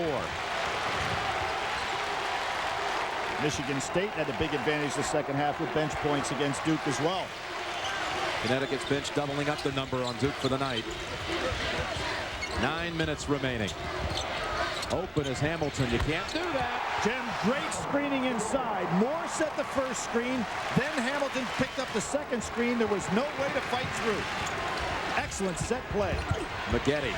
El Amin reached in, almost made the theft, and now he has it. Wisely pulls back. Very good judgment. Hamilton wants to come in, but it's rejected. They throw it out of there. Brand rejects it. Avery to Brand on the drive. Boy, is he running. Holy mackerel. You talk about a big guy being in shape there. Elton Brand was put on the bench for 2 games for being out of shape at Duke, but I'll tell you, he showed me something there. And he sprinted back to the other end, too. Great play by the player of the year in the country.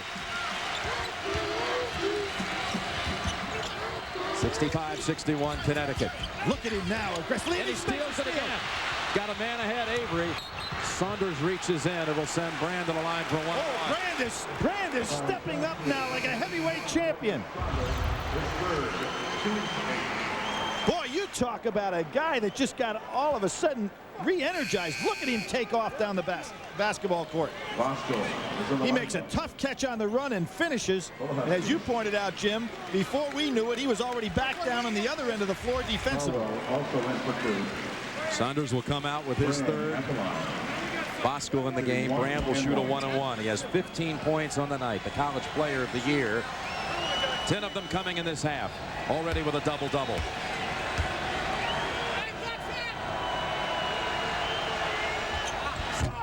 Won't get a second try. 8 minutes remaining. The game we long for all season in college basketball. And 8 minutes left to determine the national champion. Now look for the screens again for Hamilton. They're setting a lot of great curl moves for him. He gets a bigger man. Does he drive to the basket? There he goes. Rejected by Carrawell. Out to Freeman. Left hand off the glass, too strong. And Brand again has it. But Duke can't get down the court quick enough to get off their 3. Carrawell quickly with a 2. Well, you got to love him. I'm really shocked that Mike Krzyzewski's not calling a timeout to give his guys a rest. The next whistle, though, will be the official timeout. They are really expending a lot of energy the last couple of minutes.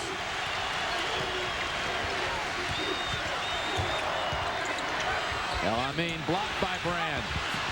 Back into the arms of El Amin, and he's out of bounds. Not a timeout in time. He tried to call it. Almost like a play he made in the first half where he dove and kept the ball alive. And there's the whistle, Billy. Now Duke gets some bounces that they've needed all game. Do they know something that no one else does?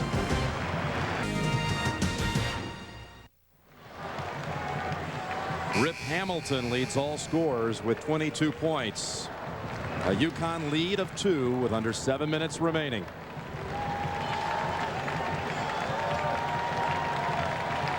There's Freeman rested out on the floor. I think that was a timeout that Duke really needed and should be able to take advantage to get that little blow. Back out there with their starting lineup. They've played a lot more minutes than the starting lineup for Connecticut has.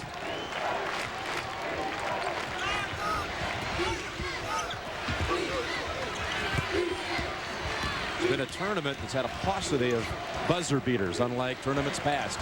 Maybe there's one save for tonight. What's this call? That's Moore trying to fight through the screens. Yep. Gets called for holding Trajan Langdon.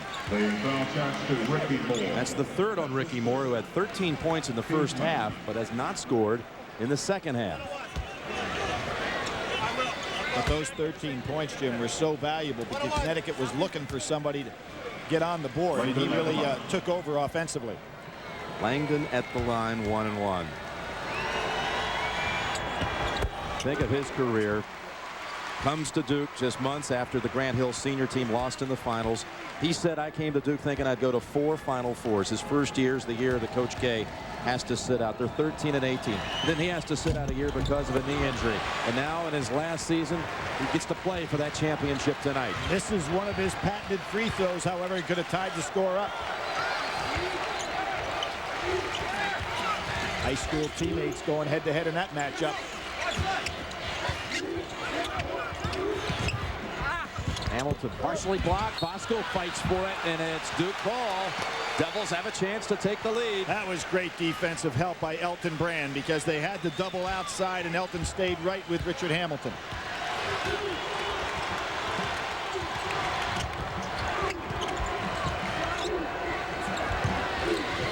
Langdon. He got a piece of it. How about Mooring with the rebound? He's done that a couple of times already. Moore got a piece of that ball.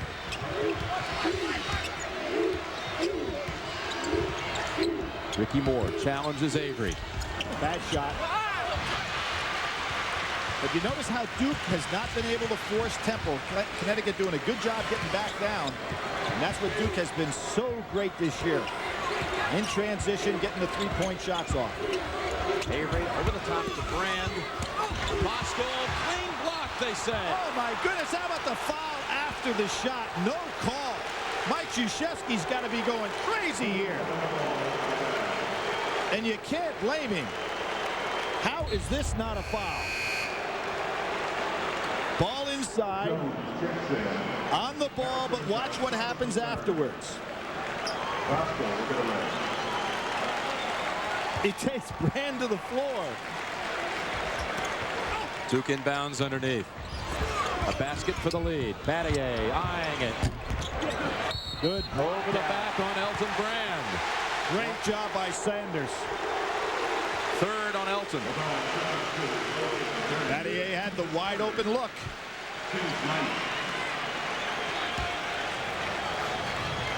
Jim Calhoun said when we came here this week, we came here not just for this team, but for all the players who led this program here. Players like Lyman DePriest and Chris Smith. Now, they had chances to get there. Didn't quite ever finish it in those regional finals. Hennefield, Danielle Marshall, Travis Knight, just some of the names. Sheffer, the lineage of UConn basketball, and certainly Ray Allen, who's here tonight. Jim, that 94 team, 29-5. Jim calls that the most talented team he ever had. Danielle and Donnie Marshall, Kevin Ollie, Travis Knight, Ray Allen got beat in overtime by Florida. You remember that one? Pretty touching, though, to hear Calhoun talk about how they're all here tonight. They all got us here. Well, he considered Chris Smith the most important recruit he ever got because that was the first one he beat head-to-head against a top Big East school. Avery partially blocked. Saunders got a piece up. Avery can't quite crawl the rim. And UConn clears as Rushmel Jones underneath, who rebounded. Steps. Mooring had the right idea. Pretty good defense by Duke. Connecticut is in a stretch at this end of the floor offensively where things aren't going right. They've missed their last 6 shots. Here they turn it over. But Duke has not been able to convert on the other end as well, Jim.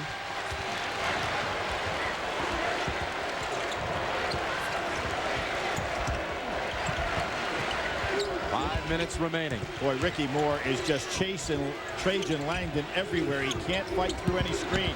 Carrawell wants it. Carrawell ties it. Came up so big offensively in the second half against Michigan State. It's the 13th tie and a timeout. Chris Carrawell has tied it. He said yesterday, when I think of playing for the national championship, I think of one thing, one shining moment. And that was one right there. Game deadlocked at 66. Tuesday on CBS, the network premiere of Species. Imagine meeting the most beautiful woman you've ever seen, only to discover she's not of this earth. That's Species, Tuesday on CBS.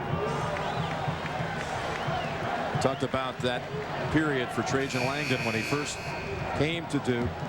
And for Mike Krzyzewski, it was such a crossroads in his career, so focused, was Mike so driven? His life, he admits, was a runaway train. He had to sit out his last 19 games and then come back to restructure his life and rebuild his program. And Langdon's been there for all of it. Yeah, that particular year had to sit down as of January the 5th. Stay completely away from that basketball team that was 9-3 at the time. Finished 13-18.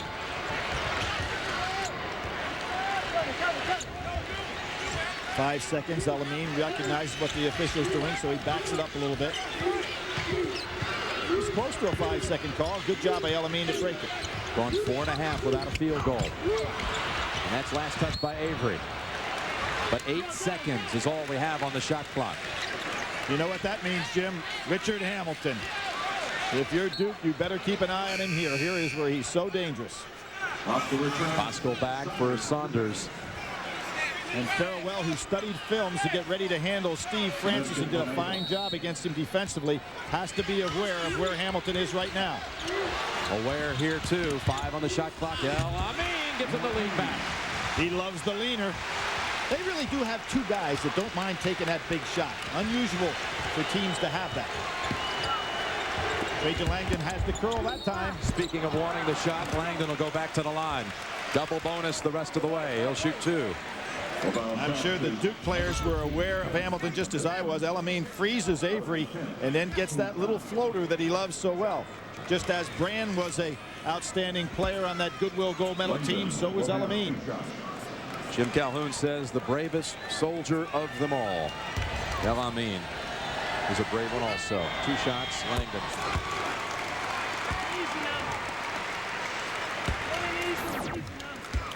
Three-time first team All-ACC and the regional MVP of the Meadowlands. Gets them both. 22 for Langdon. In the Meadowlands, Jimmy was 15 for 21 from the floor.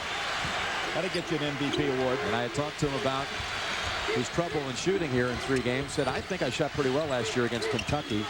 They made 3 out of 7. He said, I'm not worried about it. And he's not playing with any worries at all. There was Hamilton just running all over, trying to rub Carrawell off the screens. He got hit right in the lower gut there and goes down. And again, a double bonus at this end. That's the 4th on Carrawell, Billy. Now, you would think McGetty would be coming in, or James coming in for Carrawell, because there's still plenty of time here at 3:50. I think Duke wants Carrawell to be in this ball game at the end.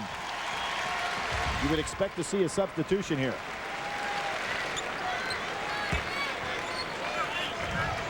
So 4 for Carrawell. UConn for the game, only 6 out of 14 from the free throw line. This position, the 3-man, always so successful in the Jim Calhoun system, whether it was back at his days at Northeastern with Reggie Lewis, and there have been others, Daniel Marshall, Ray Allen, and this man, Rip Hamilton. The next great one, Billy, is on the bench in street clothes, and his name, folks, Aju Ding. And he will, Billy, based on what you've seen, you said he'll be a star. He really looks like an outstanding prospect to me. He'll be eligible next year. Hamilton's free throws has given Connecticut the lead by 2. 24 for Hamilton. You thought Saturday was ugly, and this one's just the opposite. It really is, Jim, and everything that you would expect. 2 number 1s play against each other. ACC against Big East. Connecticut knew that they belonged on this floor with Duke University, unlike those that said it was just a walkthrough for Duke. Connecticut, Jim Calhoun knew it wasn't. Mike Krzyzewski knew that it wasn't. We're going to see right now 2 outstanding teams, great programs, kids with a lot of moxie. Which ones can bring it home?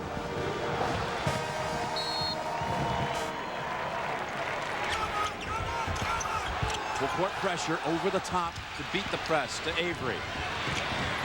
In the corner, they forced the turnover. That was more from behind. William Avery, once he crossed half court, had to cut to the middle to get away from that trap. Didn't do it. Every possession so critical. 3.5 remaining. Hamilton left open after Brand went for the steal, and a 3 gives him the 5-point lead. He rips the long one. Scotty Thurman, Antonio Lang over the top, Charlotte, North Carolina. A huge 3 there, and that was as well. And that was also against Duke. Carrawell comes into the traffic. Going to get Voskuhl for that one. Let's check the CBS Sportsline stat of the game. Field goal percentage. And Connecticut over 50%. Holding Duke down to 42%. And Jim, as you pointed out at the top of the show, Duke has held teams to 36%, the lowest since 1960. But Connecticut doing a fine job offensively. For a complete wrap-up of the tournament, go to cbs.sportsline.com. Carrawell to shoot 2. Good arch on the ball there by Carrawell. His first Final Four memory, Duke Louisville final back in 1986. Coach K's first final, Louisville won. Freshman Purvis Ellison, the MVP, or MOP, if you will. 1 of 2. Nobody stepped in for Duke for that long rebound. And this senior leader right here seems to be all over the floor.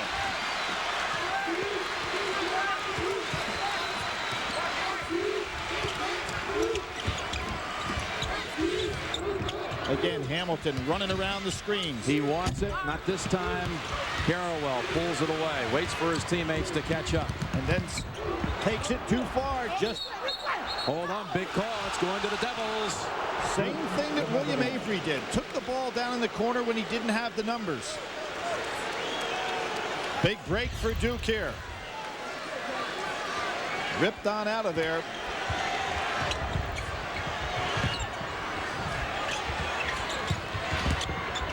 Langdon, spin move, too strong, and Ricky Moore rebounds. And who was the man guarding Trajan Langdon on that play? Ricky Moore, and still there in position to grab a rebound. 8 rebounds for Ricky Moore. Matched his total against Ohio State, where he led the club. 6'2" guard. 16 rebounds in 2 games, and you're asked to be the defensive guard. That's a walk. El Amin, and hold on, they got it. They got it. Has to be a walk, kind of a delayed call there. 2:15 remaining. And Jim Calhoun looks at El Amin and says, hey, keep the ball out up high. Let Richard Hamilton run around those solid screens. Devils have made only 1 of their last 7 attempts.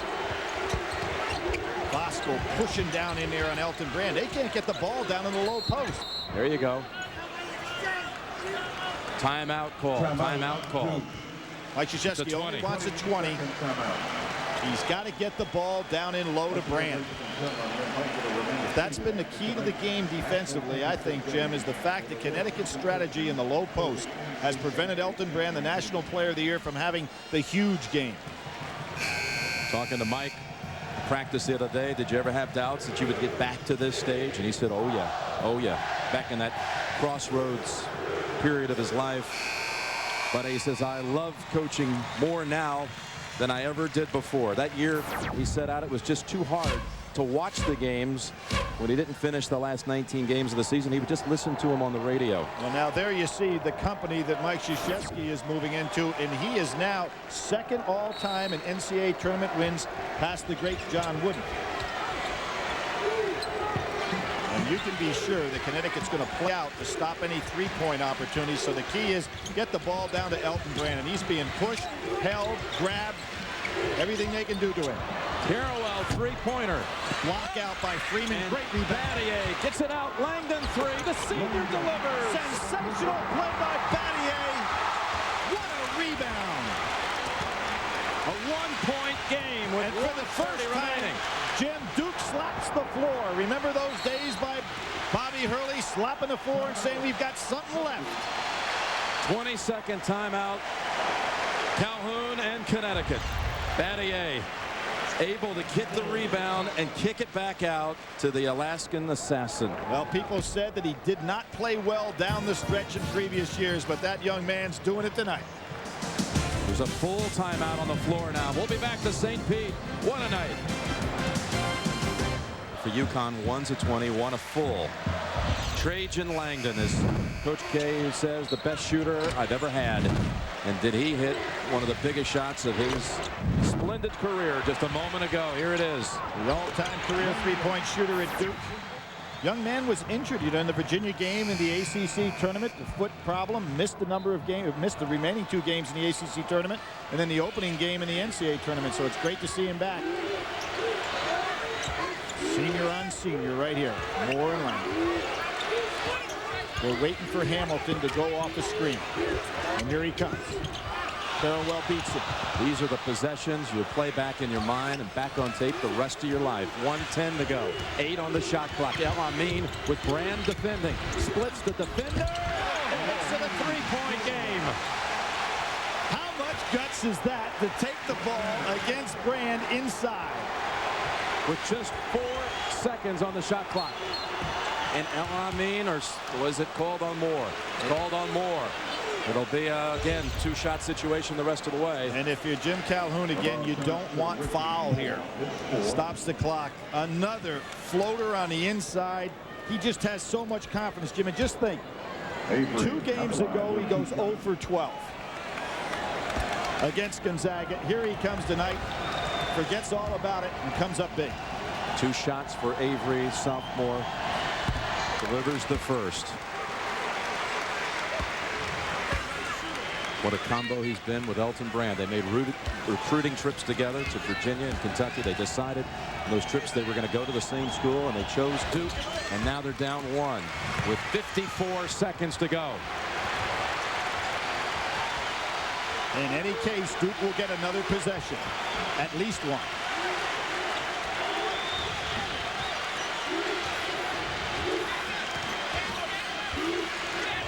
Jim Calhoun says, I want it back out here, and he wants a timeout now.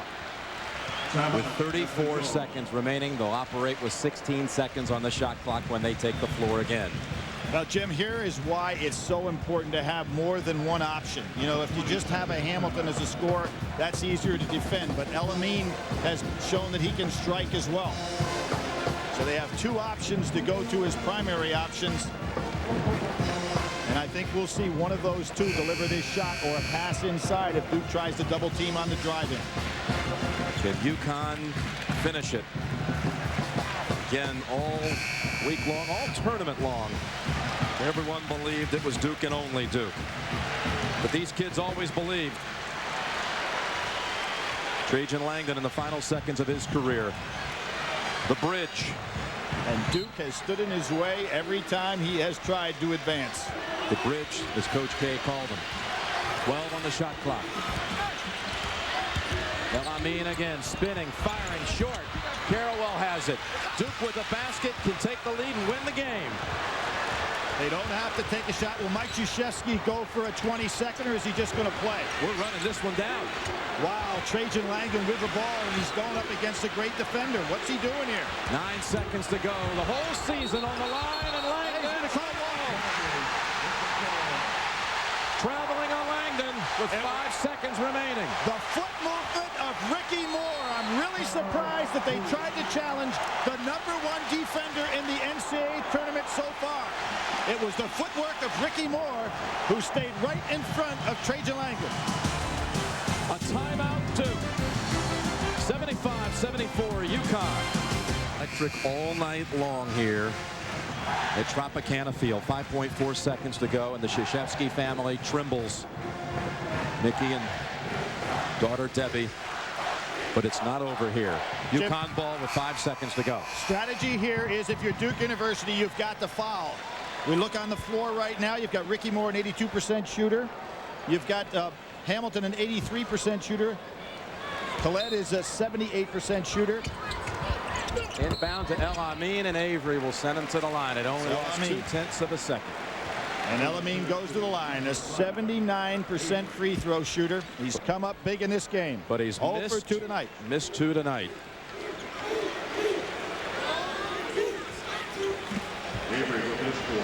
There is the defensive intensity of Ricky Moore. I really thought that Duke would have been better off not trying to go against the strength of Connecticut's defense and put the ball in the hands of Avery since Moore was on Trajan Langdon. But that's old news now. Again, you watch the tournament through the eyes of the players, through the eyes of the kids. And Khalid El Amin, who had just an atrocious game against Gonzaga in the regional final as they tried to clear that hurdle, still stepped to the line though late in that game and hit the key free throws. 2 shots coming for El Amin.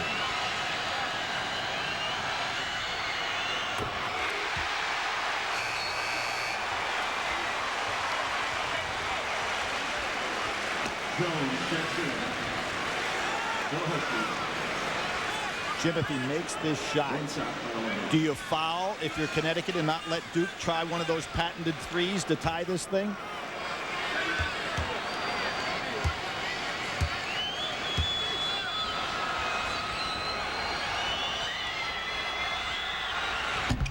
You'll need a three to tie. Trajan Langdon's going to take it to length of the floor and try to get it off. He doesn't have a lot of time here. Pressure from Jones. Langdon trips, and UConn has done it. El Amin comes over and says, we shocked the world. Folks, you got to believe, because just when people say you can't, you can. And UConn has won the national championship in its first attempt in a final.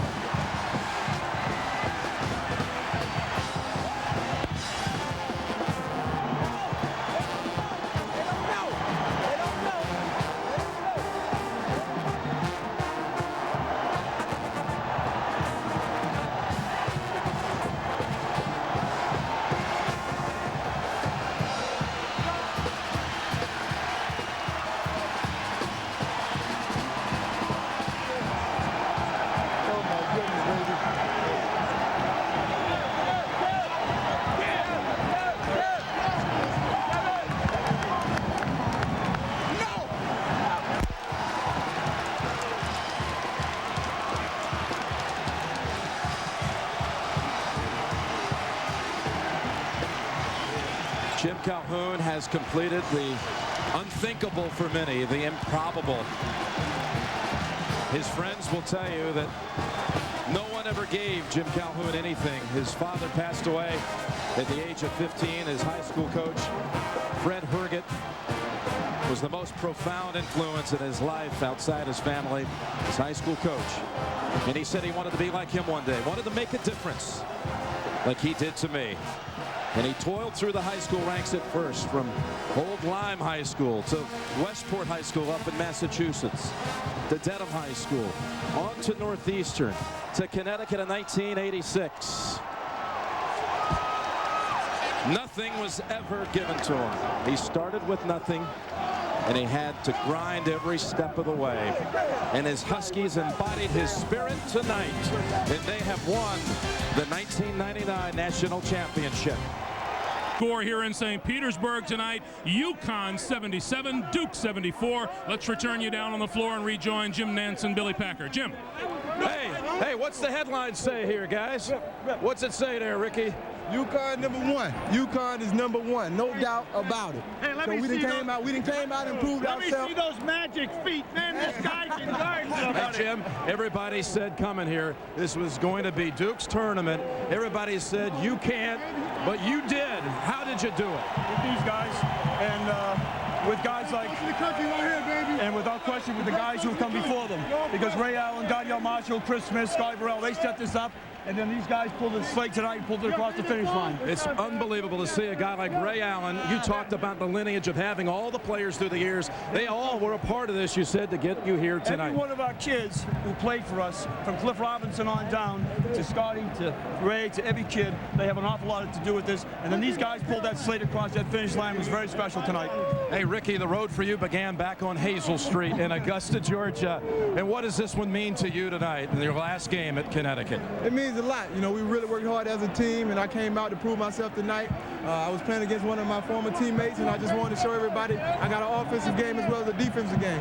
And one thing, I knew Ray Allen must have been in the building. It was like my freshman year in the Big East tournament when I shocked the world, and I shocked it again. Hey, Jim, I want to ask you, I want to give a lot of credit to you and your staff as well. That defensive plan you had for Elton Brand was magnificent. Yeah, we really tried to do big-to-big doubles, but we made a little different kind of rotation than Michigan State had, and we always doubled with the same person. So when you try to double with different people, you fall out of rotation. But our kids knew almost like a zone principle once we doubled down where we're going to be. Took you 20 times to get to a Final Four, and then you went all the way. Nice going. Thank you. Well, Coach, when you won the NIT back in 1988, they didn't say congratulations back in Connecticut. They said thank you. What do you think they're going to be saying when you go home this time? Well, we're going to say to them, thank you for being the best fans in America. You know, we're bringing this back to Connecticut with a great group of kids, and we couldn't be happier. It's a shining moment unlike any other. And what a march to remember for the man who became a grandfather back on March the 5th for the first time. Jim Calhoun and the Connecticut Huskies are the national champions, and let's go back to Greg Gumbel. All right, Jim, thank you very much. You know, it's one of those things. You think back to the pregame show. Bonnie Bernstein talked to Coach Calhoun and to Khalid El-Amin. The last thing Khalid El-Amin said, we're going to go out there tonight and shock the world. They have done just that. A short while ago, Armin Katayan had a chance to catch up with Duke Blue Devils head coach Mike Krzyzewski. Coach, certainly not the effort, or certainly not the outcome here, but as disappointment. The effort was great in a game for the ages. Yeah, it was a great game, and I thought we really picked it up in the second half and had some opportunities. They make big shots. Their perimeter is terrific. Hamilton and El-Amin and Moore are just an amazing perimeter, and they kept pressure on us all game, and it was tough to defend them. And then we got some looks, and we put ourselves in a position where we had a chance to win, and they made the play, and we didn't make the play in the last minute. And that's what great games usually end up with, is, you know, who made that one play. You've told us time and time again how much you love this team. What, in a moment, you'll be in the locker room with them. What do you say to them? Well, I'll find out when I do things by feel, not by program. So when I see them, I love my team. I mean, they gave me an unbelievable year, and we lost to a great basketball team.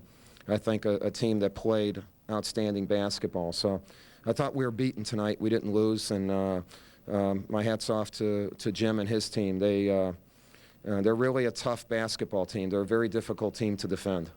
Thanks, Coach. A sensational season, a little short. Thank you very much. Mike Krzyzewski as classy in defeat as he is in victory. Our Chevrolet players of the game: Trajan Langdon of Duke, a team-high 25 points. Richard Hamilton of Connecticut, 27 points, 16 of them coming in the second half. He also grabbed 7 rebounds. We'll take a timeout here, and when we come back to St. Petersburg, a happy UConn Husky bunch will take possession of the championship trophy. We'll also have one shining moment coming your way right after this. We never tire of the view. Tropicana Field on a Monday evening, late March, courtesy of Goodyear.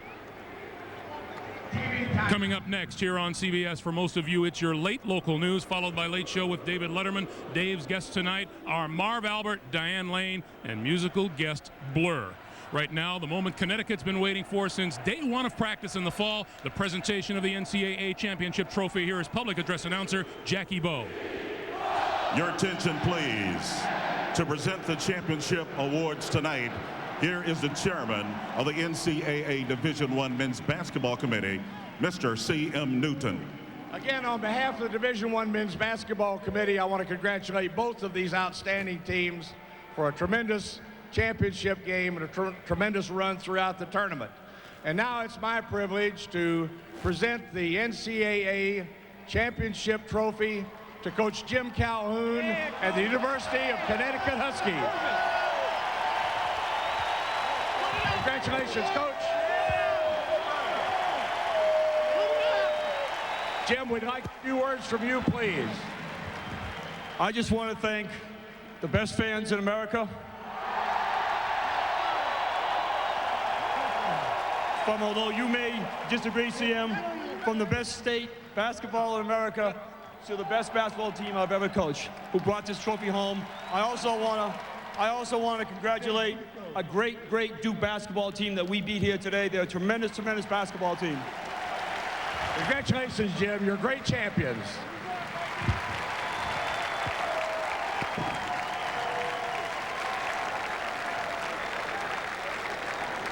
Congratulations in order. You bet they are. The Huskies of UConn are national champions. We'll come back to St. Petersburg with more right after this. Trajan Langdon's going to take it to length of the floor and try to get it off. He doesn't have a lot of time here. Pressure from Jones. Langdon trips, and UConn has done it. Final moments of a terrific ball game. UConn wins it by 3, 77-74. You said before the game the Huskies had to put the pedal to the metal, and for the most part they did that tonight. They really did. They did an outstanding job. As I look at this game, their bench was a little better, 17-8 scoring from UConn's bench, and then they were able to better do their key, which was contain Brand, than Duke was able to do their key, which was to contain Richard Hamilton. And Coach, I thought that UConn got more dangerous the more they realized that they could play with Duke out here tonight. No question about about it, but I'd like to just take this opportunity to commend everyone in the game for a high level of play, excellence and effort. It was just fantastic to watch. It was a pleasure to watch it as a coach and as a fan. Duke comes down to the championship game and then registers its lowest field goal percentage of the season at 41.1%. They come a 3-point shy in the championship game. A timeout here. We're back with one shining moment right after this. Coming up next, it's your late local news, followed by The Late Show with David Letterman. Dave's guest tonight, Marv Albert, Diane Lane, and musical guest Blur. Our final score, the UConn Huskies, champions, 77-74 over the Blue Devils of Duke. Now, Saturday at 1 Eastern Time, CBS Sports brings you live flag-to-flag coverage of the Nashville 320 presented by Outback Steakhouse. Then at 4 Eastern, CBS Sports Spectacular brings you the U.S. Snowboarding Grand Prix and the Snapple Superstars. Then in 2 weeks, it's golf's most prestigious event, the Masters. Our CBS Sports coverage begins Thursday and Friday, April 8th and 9th, with late-night highlights at 11:35 Eastern Time, followed by live third-round coverage Saturday at 3:30 Eastern. Then on Sunday, final round coverage gets underway at 4 Eastern. The Masters on CBS, a tradition unlike any other. And so tonight, after years of sustained excellence, Connecticut coach Jim Calhoun and his spirited Huskies finally got the shot they deserved, and they made the most of it. Our congratulations also to Duke coach Mike Krzyzewski and his Blue Devils, who throughout the season represented the gold standard in college basketball.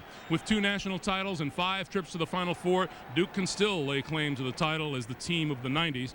This mad march of 64 teams and 63 games has again given us one wondrous story after another, punctuated with names like Arsenault, Zerbiak, and Krzyzewski. For Jim Nance, Billy Packer, Clark Kellogg, Coach Rick Majerus, and for all of us here at CBS Sports, I'm Greg Gumbel. Thank you for being with us. As we leave you now from St. Petersburg, Florida, here's one last tribute to the 1999 tournament and its many shining moments.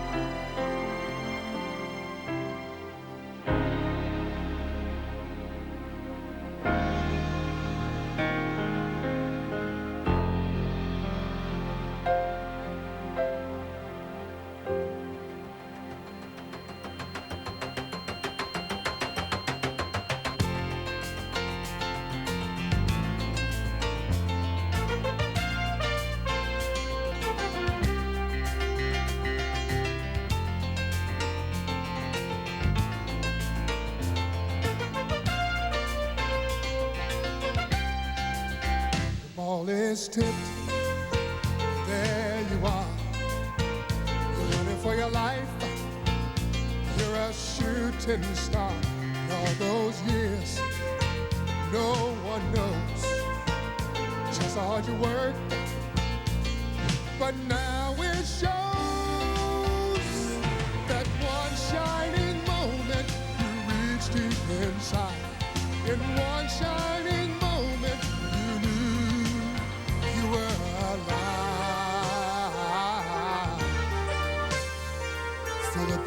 of your heart, feel the wind in your face. It's more than a contest, it's more than a race.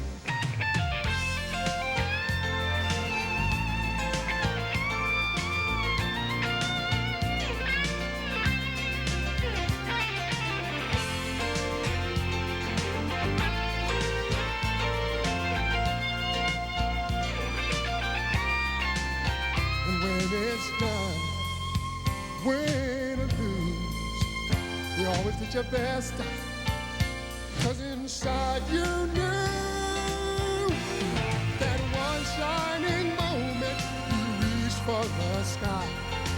One shining moment you knew. One shining moment you willing to try. One shining moment you knew.